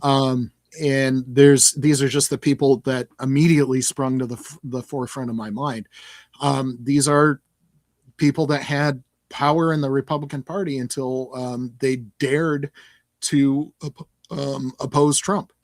And we're seeing this again where Lauren Boebert she's a nut job. She's crazy. She has no business being in Congress, but she was one of the people that voted to release the Epstein files. And she was, Trump tried to strong arm her, and it just came out in the last day or two that there was a bipartisan bill, a nothing non-controversial bill. It was like 90%, and maybe it was even a verbal unanimous consent vote. I mean, that's how bipartisan it was. All the yays, a whole bunch of people yell yay, it's passed, right? That's how bipartisan it was. And it made it through Congress. It went to the White House. Trump vetoed it because it had money going to the Colorado district that Lauren Boebert represents that was helping to fund clean water supply to southeastern Colorado, where the district that Lauren Boebert represents. And it was purely payback for the Epstein files. It was just trying to make Lauren Boebert's voters mad at her. It was retribution for release of the Epstein files. So we're seeing that kind of stuff coming out against Lauren Boebert, who one of the most MAGA people that is in Congress currently. Yeah, one of the others is Marjorie Taylor Greene, who has turned on Trump. And Jewish space lasers lady herself. Yeah. I mean, she's not even remotely centrist. She's about as far right as they come. Yeah. So on this CNN clip here, the caption on it is, "Tonight, Congresswoman Marjorie Taylor Greene revealing a stunning conversation that she had with President Trump about the Epstein files." And well, I'm going to let the clip roll. I don't think I need to read the caption with it for it to be self-evident. Is it up on the screen? Hang on, I think it's right there. Maybe not. I'll reshare it. But yeah, she's come up pretty strong against him, and it's all because of the Epstein stuff. Well, not all because of it. And Trump has attacked her. Now she's this is so stupid. Marjorie Taylor Brown. Like, that's what he calls her now. He's running out of insults.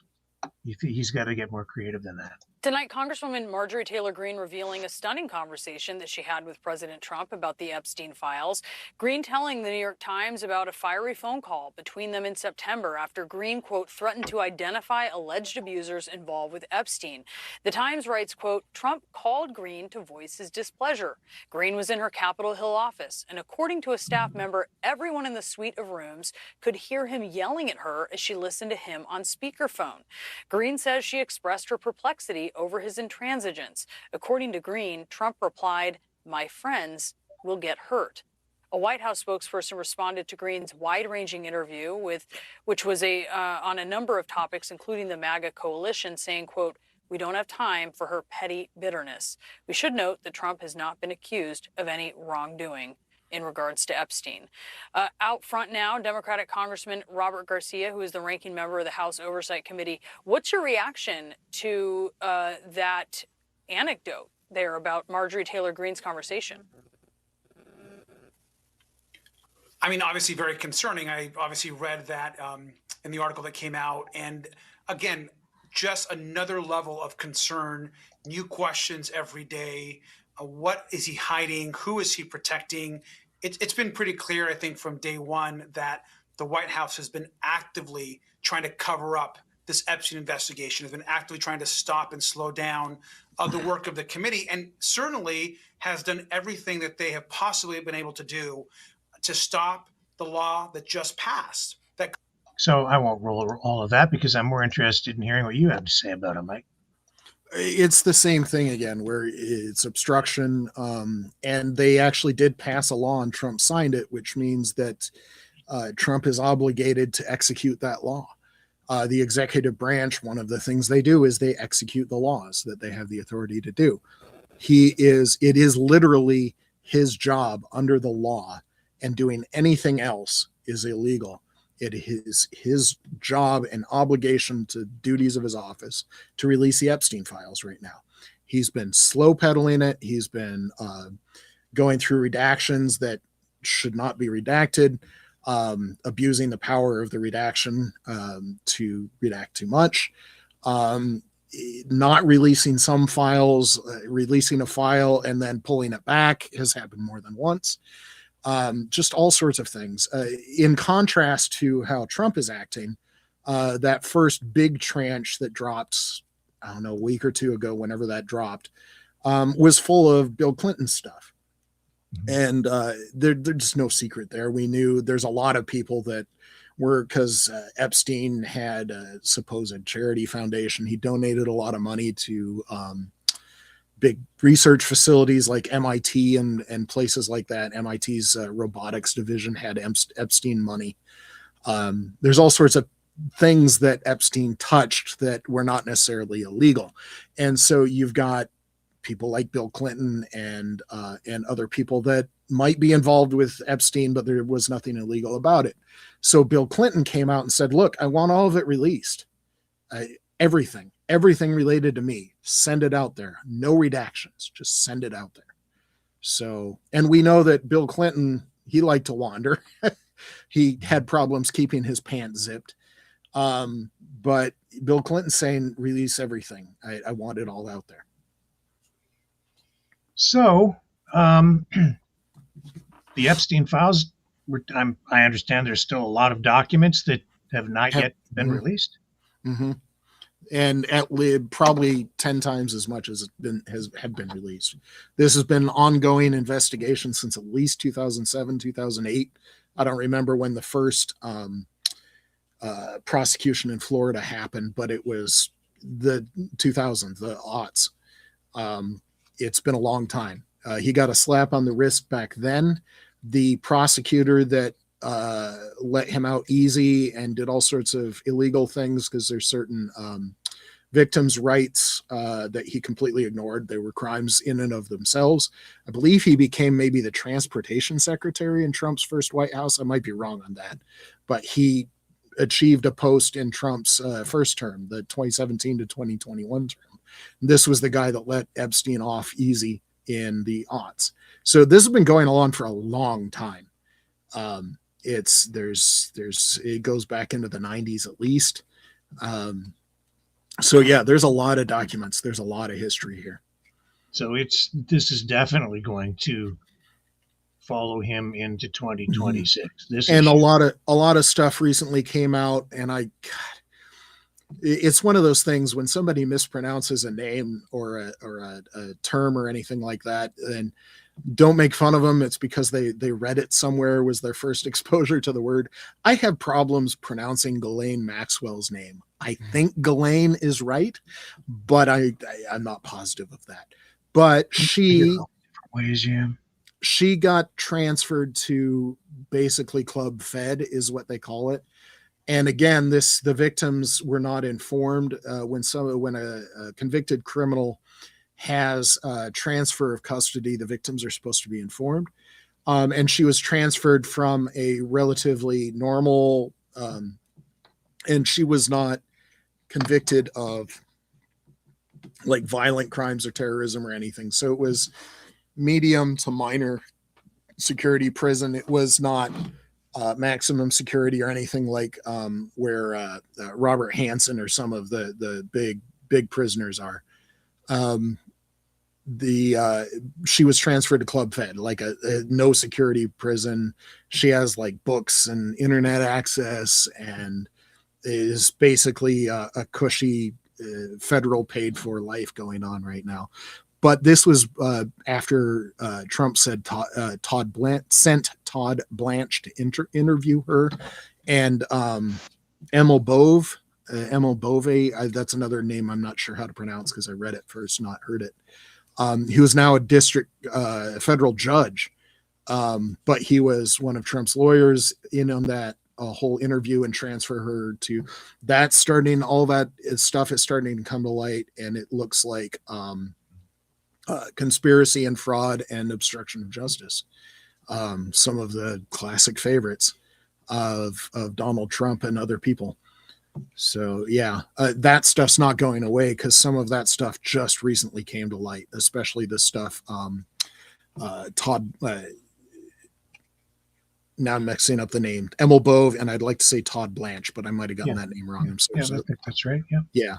So both of those people, and when you had just been confirmed to a lifetime appointment on the federal judicial bench, but you've got obstruction of justice and pedophilia protectionism going on in your past, in your very recent past, like months before your Senate confirmation hearing.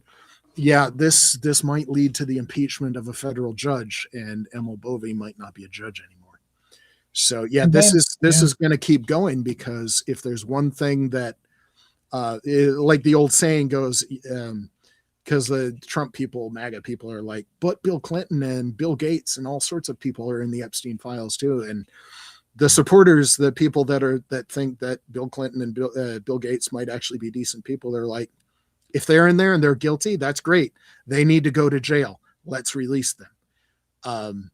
And it's one of those things that the supporters of those people, if they see pedophilia going on, they'll abandon the person. But the Trump voters, I don't think anything will make them abandon Trump. You would think pedophilia would be a line, but war crimes in Ukraine and spreading Kremlin talking points and obstruction of justice and retaining nuclear secrets and bribery and coercion and just all sorts of things are evidently not a line too far. So why would pedophilia be? Yeah, not to mention the Trump meme coin that came out with its initial offering, another exact dollars, and now it's worth about $4.90, and he is $1 billion richer. Yeah, another example of fraud. Yeah, but this goes back his entire life. He would have contract workers in his buildings doing drywalling or plumbing or electrical work or something like that. And then after they were done with the work, he'd try and pay them 60% of what he promised them. But the work's already done. They can't take back the work. And now they have to decide if they're going to take 60 cents on the dollar from Trump, or they're going to spend the money on court to try and get full pay. This is what he's done his entire life. See, and I have to apologize to the viewers, because for a long time, I just didn't want to believe those things either. And I was buying the arguments or the narrative that Trump was a victim and that a lot of this stuff was being just, fabricated against him, and that he was a victim of, lawfare and political persecution, blah, blah, blah. But it's undeniable what we're seeing here now. And, I think it's okay to admit that you're wrong when you misjudge something or someone. And it's undeniable what he's doing. I just mentioned the pump and dump with the meme coin. There are other. Do you know how many businesses he and his family have started since he became president? 256. I didn't know that. 256 different businesses. Yeah. Well, he's still got Jared Kushner in all of these meetings with on the Russia-Ukraine peace talks, and for the life of me, I don't know why he's there. He's not an expert. Because it's a complete conflict of interest. Because they're doing business deals. Yeah, not only there, but in Gaza too. Mm-hmm. So this is wrong. Like I can't. And the same people here in Canada who are so, so supportive of Trump and blind to the issues because they're just so committed, I guess. Mm-hmm. They're very quick to call out Mark Carney or other politicians up here for things that are maybe not even true or not nearly as serious. Like, he has investments, and they're all in trust. But I'm not here to defend Mark Carney. I'm just saying that there's a real mental double standard being played out here. And then people are accused of having TDS, which Trump uses as a shield. Yep. You're just suffering from Trump derangement syndrome. I think that the Trump derangement syndrome is in the heads of the people who refuse to see the negative side, who just can't see the balance. They're just Trump can do no wrong, and you can't go through life like that unless you're living a lie. If I could suggest, so like some of the people that I respect in the political arena, I don't have to be blind to their failings to continue to respect them. It's not a requirement. And so maybe that is an avenue, is that you can take each and everything. Like one of the better presidents that we had was LBJ in the 1960s. He did the civil rights stuff. But he was a racist jerk. He completely messed up the Vietnam stuff. There was also but he did the civil rights legislation. He got us to the moon with the space program. There's all sorts of things that he did that were great, but that doesn't mean that I have to think he's perfect. Because nobody's perfect. Yeah, he was a person. Beings. Yeah. He made some huge mistakes. I'm a President Obama fan. He royally screwed up in 2014 when Russia invaded Ukraine the first time. He did some things that were great after that. He did the tip to tail review and modernization of the U.S. military because he realized that we were not equipped to fight a major nation conflict in 2014. But he didn't. You can't be blind even when you like somebody. You should not be blind to their failings. You should not be blind to their mistakes. Yeah. And that it doesn't even mean that you have to stop liking them. For instance, one of the things I think Trump has done great in regards to Ukraine was he put on some harsher sanctions on Russian oil that Biden never did. And it was one of the things that, for all the good that Biden did for Ukraine, he royally screwed that up.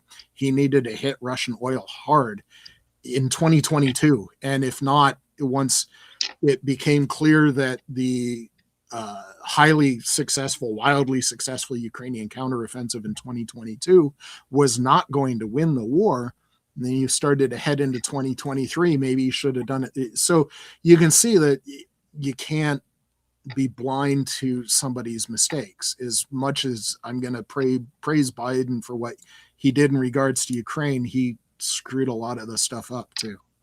Yeah. Canada, 51st state, trade deals, tariffs. I think one of the things that will haunt Trump in 2026 is the economy. Yep. Because he can make up all the numbers he wants, but when people go to the grocery store and they see prices increasing because of tariffs, and they already are, and when the jobs are becoming thinner and more scarce, I think that will also haunt him, because people will his support will continue to degrade, and we're seeing him slip in the polls now. But you were talking before we came on the air about how Canada has more leverage over the U.S. than the vast majority of people realize.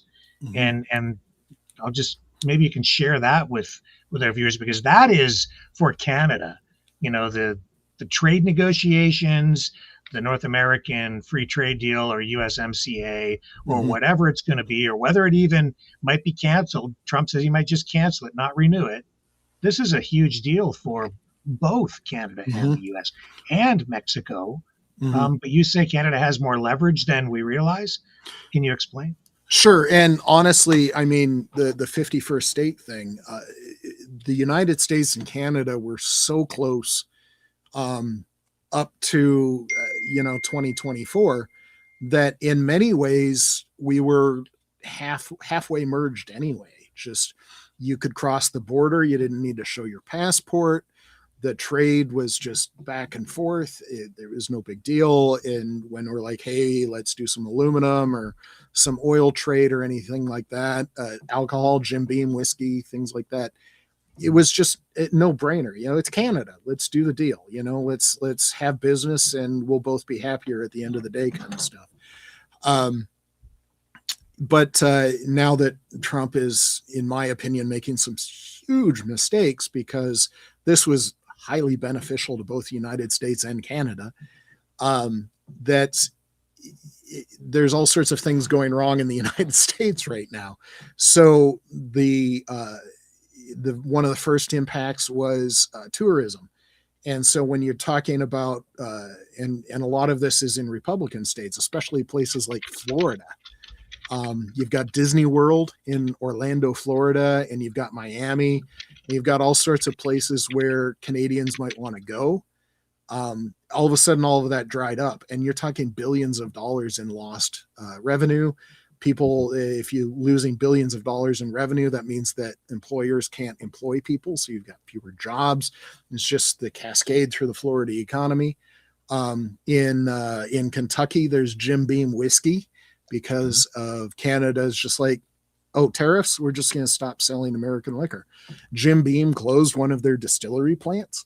And while that is not perhaps 100% directly related, it is important because I don't know if you read that article I sent you, but whiskey takes a little bit of time because you got to distill it, but then you got to age it. And so you've got to be able to predict a couple of years in advance what you think you're going to sell.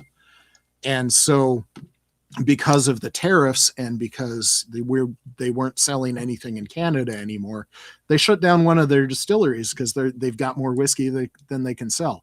That means that people don't have jobs anymore, and the bouncing around and the local economy is not going to happen. But one of the just as an add-on to that, there's another one that has gone filed for bankruptcy. Yeah, which one was that? This is A.M. Scott from Ohio. Yeah. I don't know those people, but it doesn't surprise me. Ohio-based, yeah. Mm-hmm. It makes me wonder what they deal in. If they looks like rye whiskeys of various different brands, maybe. I'll look that one up. Whiskey and bourbon. Mm-hmm. So one of the things, so like I know a little bit about military stuff, and one of the things that I continue to support is Canada purchasing F-35s.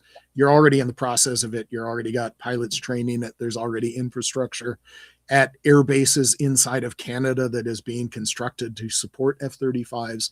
You're neck deep in the purchase already. Just buy them. But I understand that Canadians are like, Trump is a jerk. He's unreliable. He blew up all things that we thought were stable. It's just insane what's going on. I understand all of that. I can't disagree with any of that.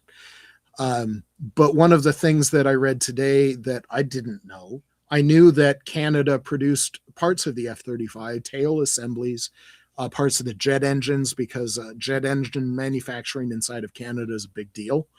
Not just for the F-35, but for other things as well. And so Canada has a very big manufacturing stake in the F-35 program, not just the jets that Canada buys, but everything. The United States owns about 700 F-35s, and I guarantee you significant portions of each and every one of those jets was built in Canada, and that's just the way it is. But one thing I didn't realize is that far lower on that supply chain, because we're talking final, like we're building the tail assemblies and the jet engines, but far more basic is aluminum. And you might think aluminum, okay, whatever, you got cans made out of it and various things are made out of aluminum. But when you're talking about aerospace grade aluminum, because you're talking about a fighter jet that's rated above 9 positive Gs and 3 negative Gs, this is an airframe that is built to withstand some severe stresses. These type of alloys have to be very precise. They have to be their chemical makeup, their the amount of acceptable impurities. All of these things have to be very high tech. It is one of the reasons why Russian and Chinese jet engines are not as good, is because of their basic metallurgy is just not as good. And Canada plays a huge part in that because of the aluminum that they sell to the United States to build F-35s, among other things. It also goes to the Boeing jets, the 737s, the 787s. It goes to Embraer that Boeing just bought, the Brazilian company. All of this really high-grade aluminum we buy mostly from Canada. And if you think about it, it makes sense. We're right next door. Canada has been a trustworthy ally for 100 years or more. like a super like special relationship ally for 100 years or more. It just made sense that, you know, hey, if we need high grade aluminum that is super high tech for our military, buying from Canada seems like a safe bet. You know what I mean?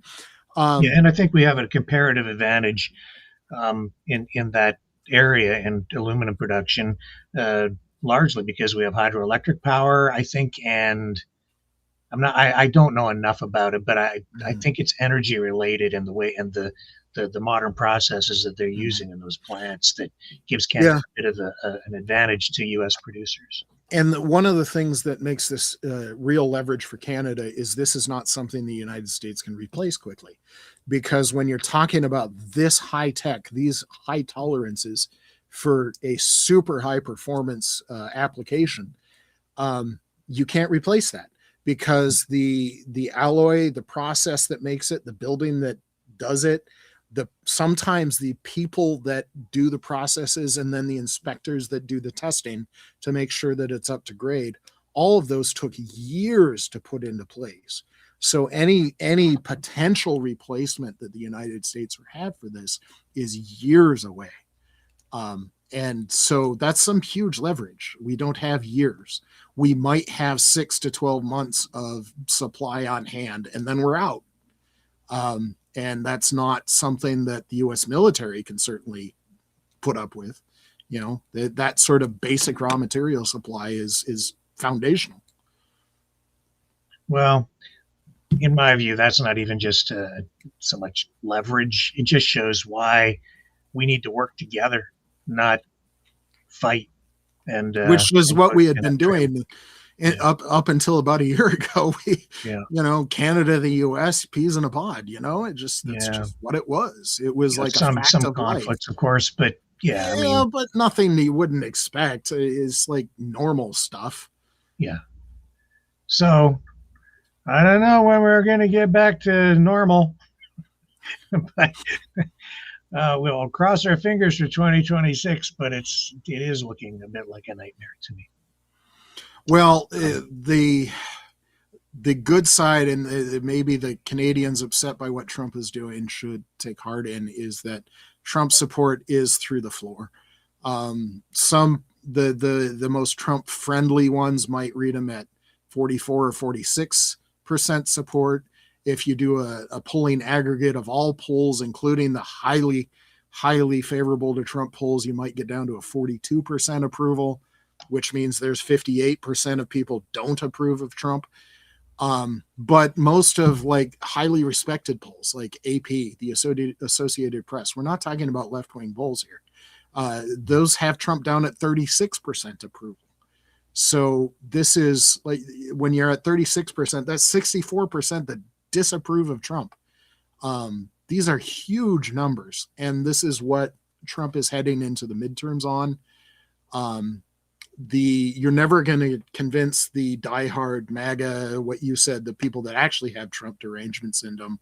They're so in love and so believable and so gullible to Trump that they're deranged. You're never going to convince those people, or it'd be incredibly difficult to. But Trump won re-election in large part because there's people in the center that saw the post-COVID inflation and economic problems to say there's got to be a better way.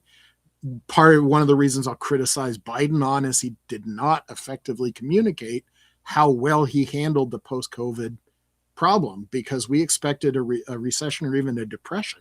But Biden managed to stick a soft landing on the economy. The price of that was higher inflation that turned out to be intolerable. But if Biden had been better about communicating what he was doing, why, and the effects, maybe that wouldn't have happened. But what I'm saying, though, is that those people in the center are the ones that put Trump over the top. Those people are no longer with Trump. His biggest losses, because the people that oppose Trump, you're not going to convince those people to support Trump either. So it's the people in the middle. And those are the huge swings that are now so far anti-Trump, because he hasn't fixed inflation that they wanted him to fix. He's done he's made a royal mess of trade. He's done weird things with the military. They're not a big fan of the immigration tactics going on with the really ugly raids going on. There's just all sorts of things that they're just not happy with. Ukraine, regularly 80% of people said that we need to be doing more for Ukraine. So him spouting Kremlin talking points is not doing him any favors. So there's issue after issue after issue Trump is underwater on. And it's going to hit him hard in 2026 because we have elections again. And I would be shocked if the Republicans did not lose the House of Representatives. There's enough GOP representatives resigning. They might actually lose it before the elections because there might be GOP representatives that are like, look, I just can't do it anymore. Marjorie Taylor Greene, one of the most right-wing people, she's resigning in January. She's going to be gone. She's not going to be a representative anymore. She's like, I'm done. I just can't do it. And the majority they have in the House right now is razor thin. I think they can afford to lose like 3 people, and that's it. If you're losing Marjorie Taylor Greene, what did you do? You have a serious problem. Yeah, something's wrong. Yeah. It's like the dad. What did you do? Yeah. Kind of a thing. So if Canadian citizens can take heart in anything, it's that the dissatisfaction with Trump in the United States is really high right now. Well, if you guys invade, we'll Canada, put barbecue on. Yeah. If we roll into Quebec, maybe we'll bring some Jim Beam with us and you can drink Jim Beam with us. We're laughing, but there are very serious people who are talking about this very seriously, because I think there are some people, including even maybe Trump, who really want to do that. Or actually think who think the idea is even remotely sane. So this is part of where my sense of humor can become a problem, because I'll readily joke about these kinds of things, even though I'm like, well, if that happened in real life, I'd be like, some serious stuff just went sideways. And some serious stuff went sideways quite a while back. You're talking about weird. When I start to think back, I didn't blame Trump for the weirdness in his first administration. Started off sort of half normal, but even the campaign, and the election that got him into power, that was weird. There was blood in the streets. Like it just went off the rails. Then he comes in, then the pandemic hits. He blames China. He blames everything on everybody else. He's the victim of everything. Everything went really weird in his first administration. We got lockdowns, all the bad shit. Then he loses the election. That all was really weird. I didn't lose. It was all fake. That went weird. Biden comes in. I have to say, I wasn't a Biden fan at all. But I have to acknowledge that when he was in power, things started to go back to normal. It took time, but we started to get back to normal. And I was like, things are finally getting back to normal. Then we got to the next election, and things started to go weird right away again. And there was weirdness all through it, but all the weirdness during the Biden administration really was coming from what I believe that, and I can point to evidence to say that Trump was running a shadow government. And it was basically the base of that was the Q movement, sovereign citizenry, a group of mostly retired generals. And it's sort of like this shadow government that he was running out of Mar-a-Lago. And it was weirdness. Like, that's why a lot of people are convinced he's still the president. He's still the president because they think he's the president because he's running this weird shadow government. I've equated it to sort of the equivalent of how the conservatives in Canada, as the official opposition, run like a shadow cabinet, right? During question period, to then ask questions as like a shadow government, a government in waiting. But that's our system, not yours. And that's not really it's not really an equivalent, because it's almost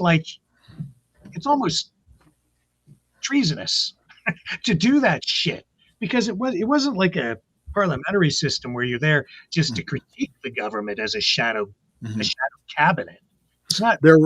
Some of that actually crossed the line into illegal because it is actually a crime to conduct foreign diplomacy if you're not in office.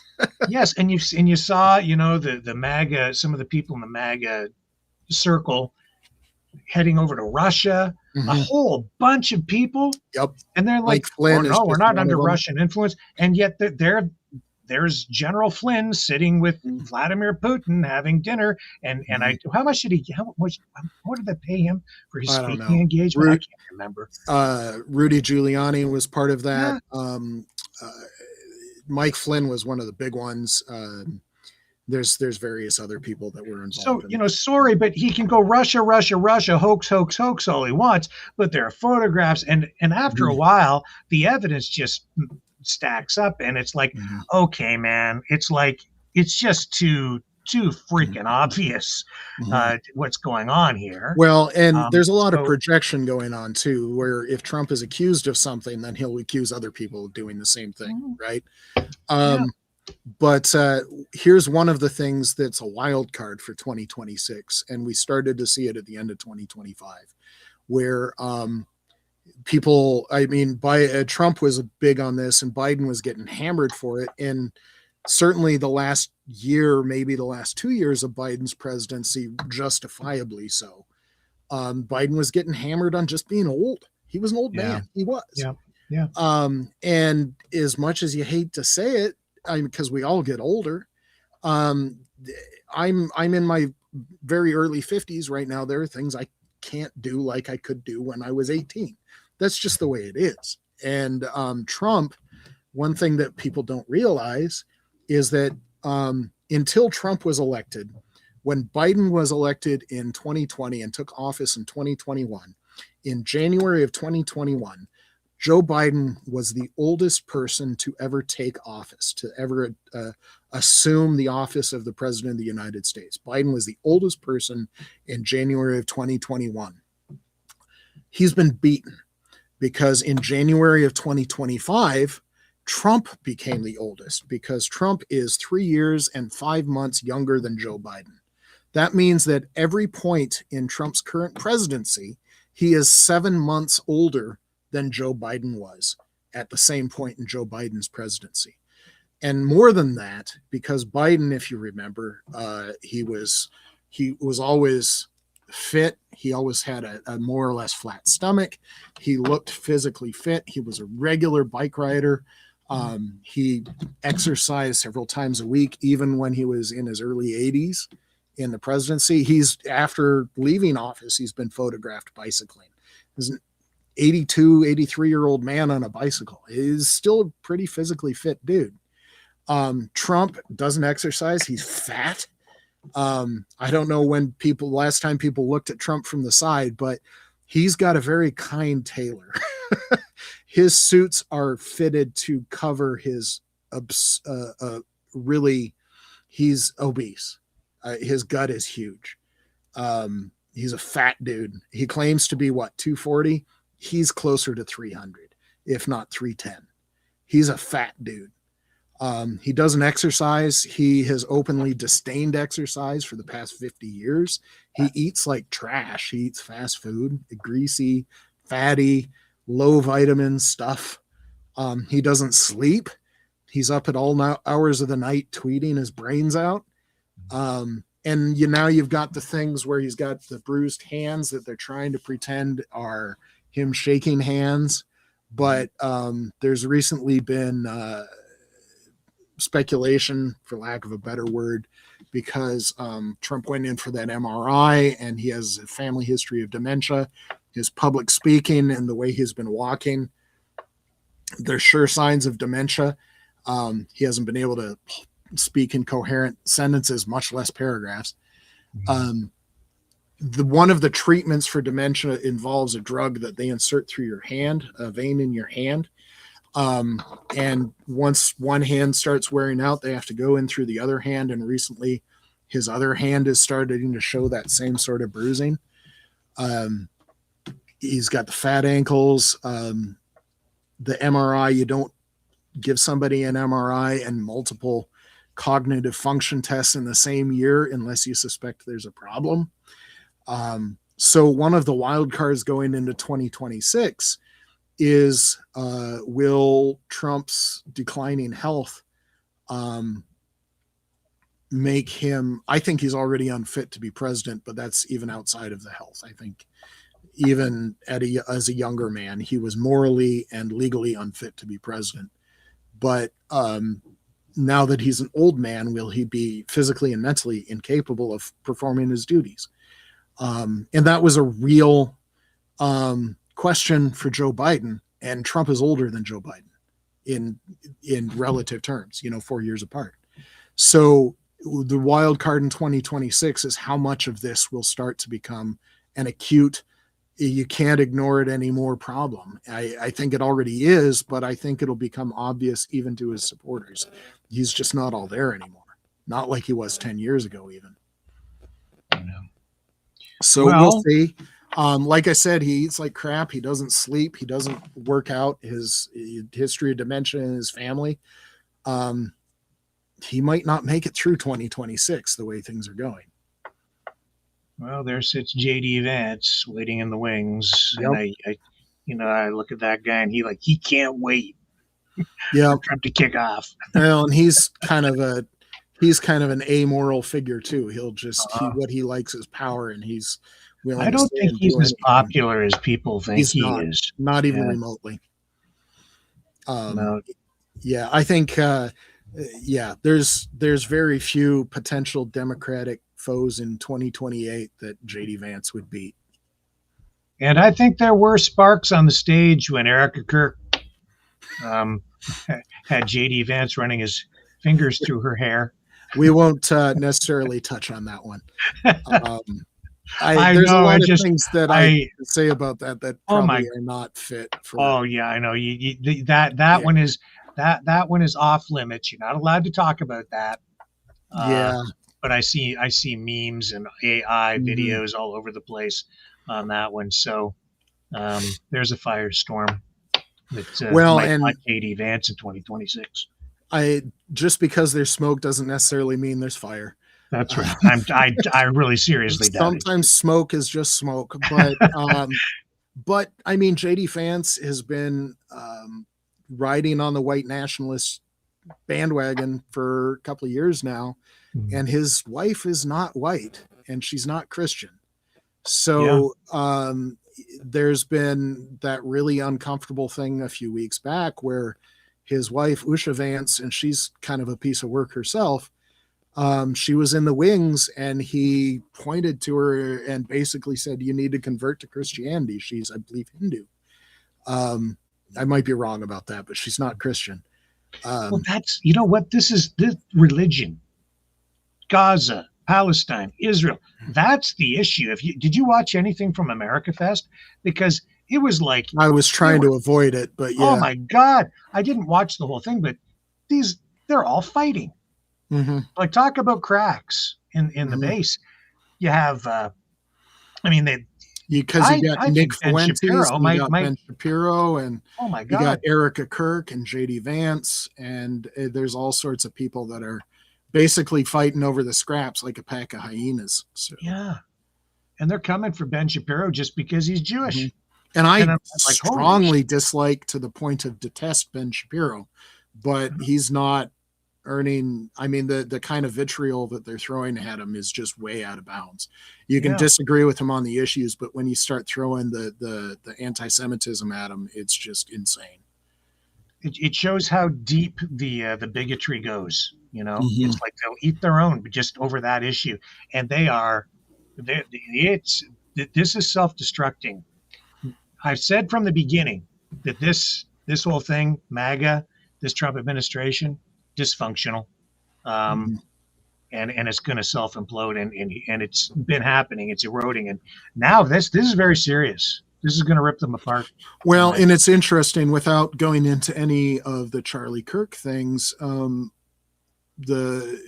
of the things Charlie Kirk would have said in the first half of 2025, because the cracks were starting to show then, that Charlie Kirk was starting to push back on some of the anti-Semitism and stuff like that. That just all the religious nutbaggery going on, and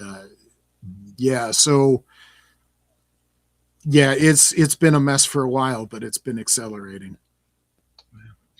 Well, Mike, thank you so much for joining us here tonight. I know that you, unlike me, actually have a social life. So one of my kids just waved at me like it's time to party.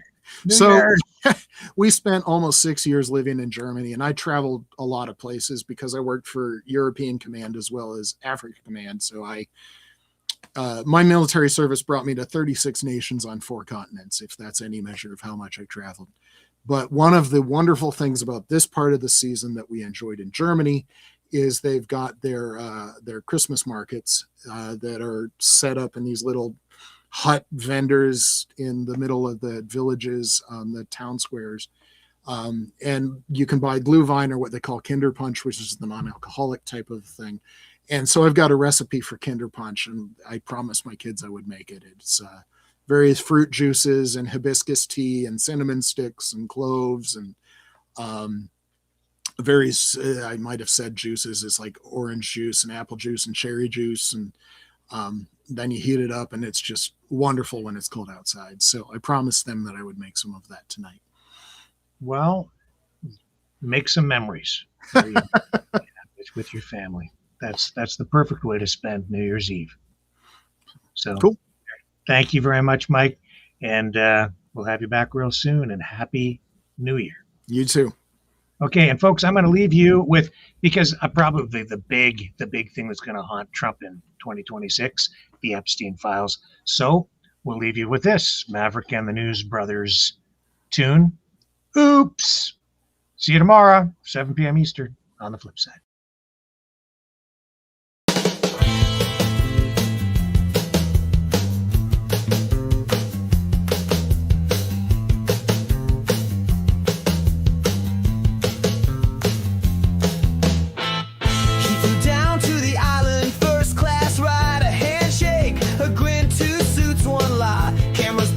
They both look clean, but the guest list redacted, if you know what I mean.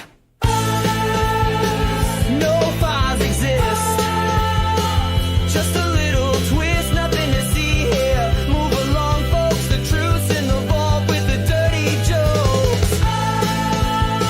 No names released, justice deceased to protect the victims. And Donald Trump, shh, don't say the name, you'll get dumped.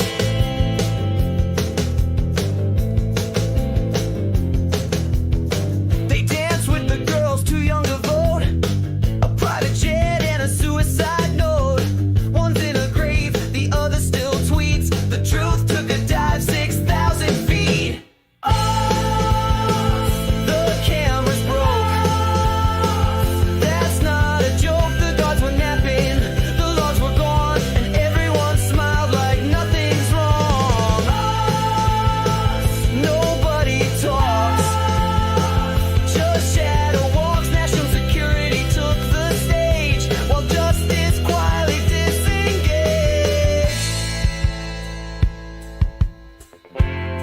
We can't release the names to protect the victims. And also Donald Trump. Coincidence? Just dumb luck. Right?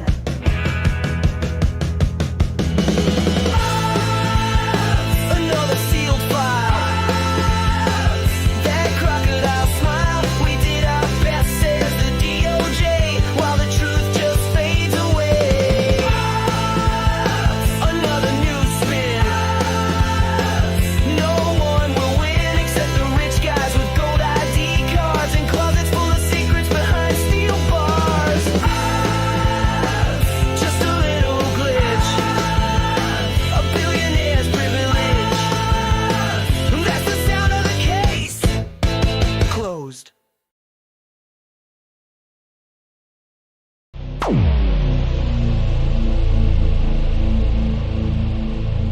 This has been a Maverick Multimedia production.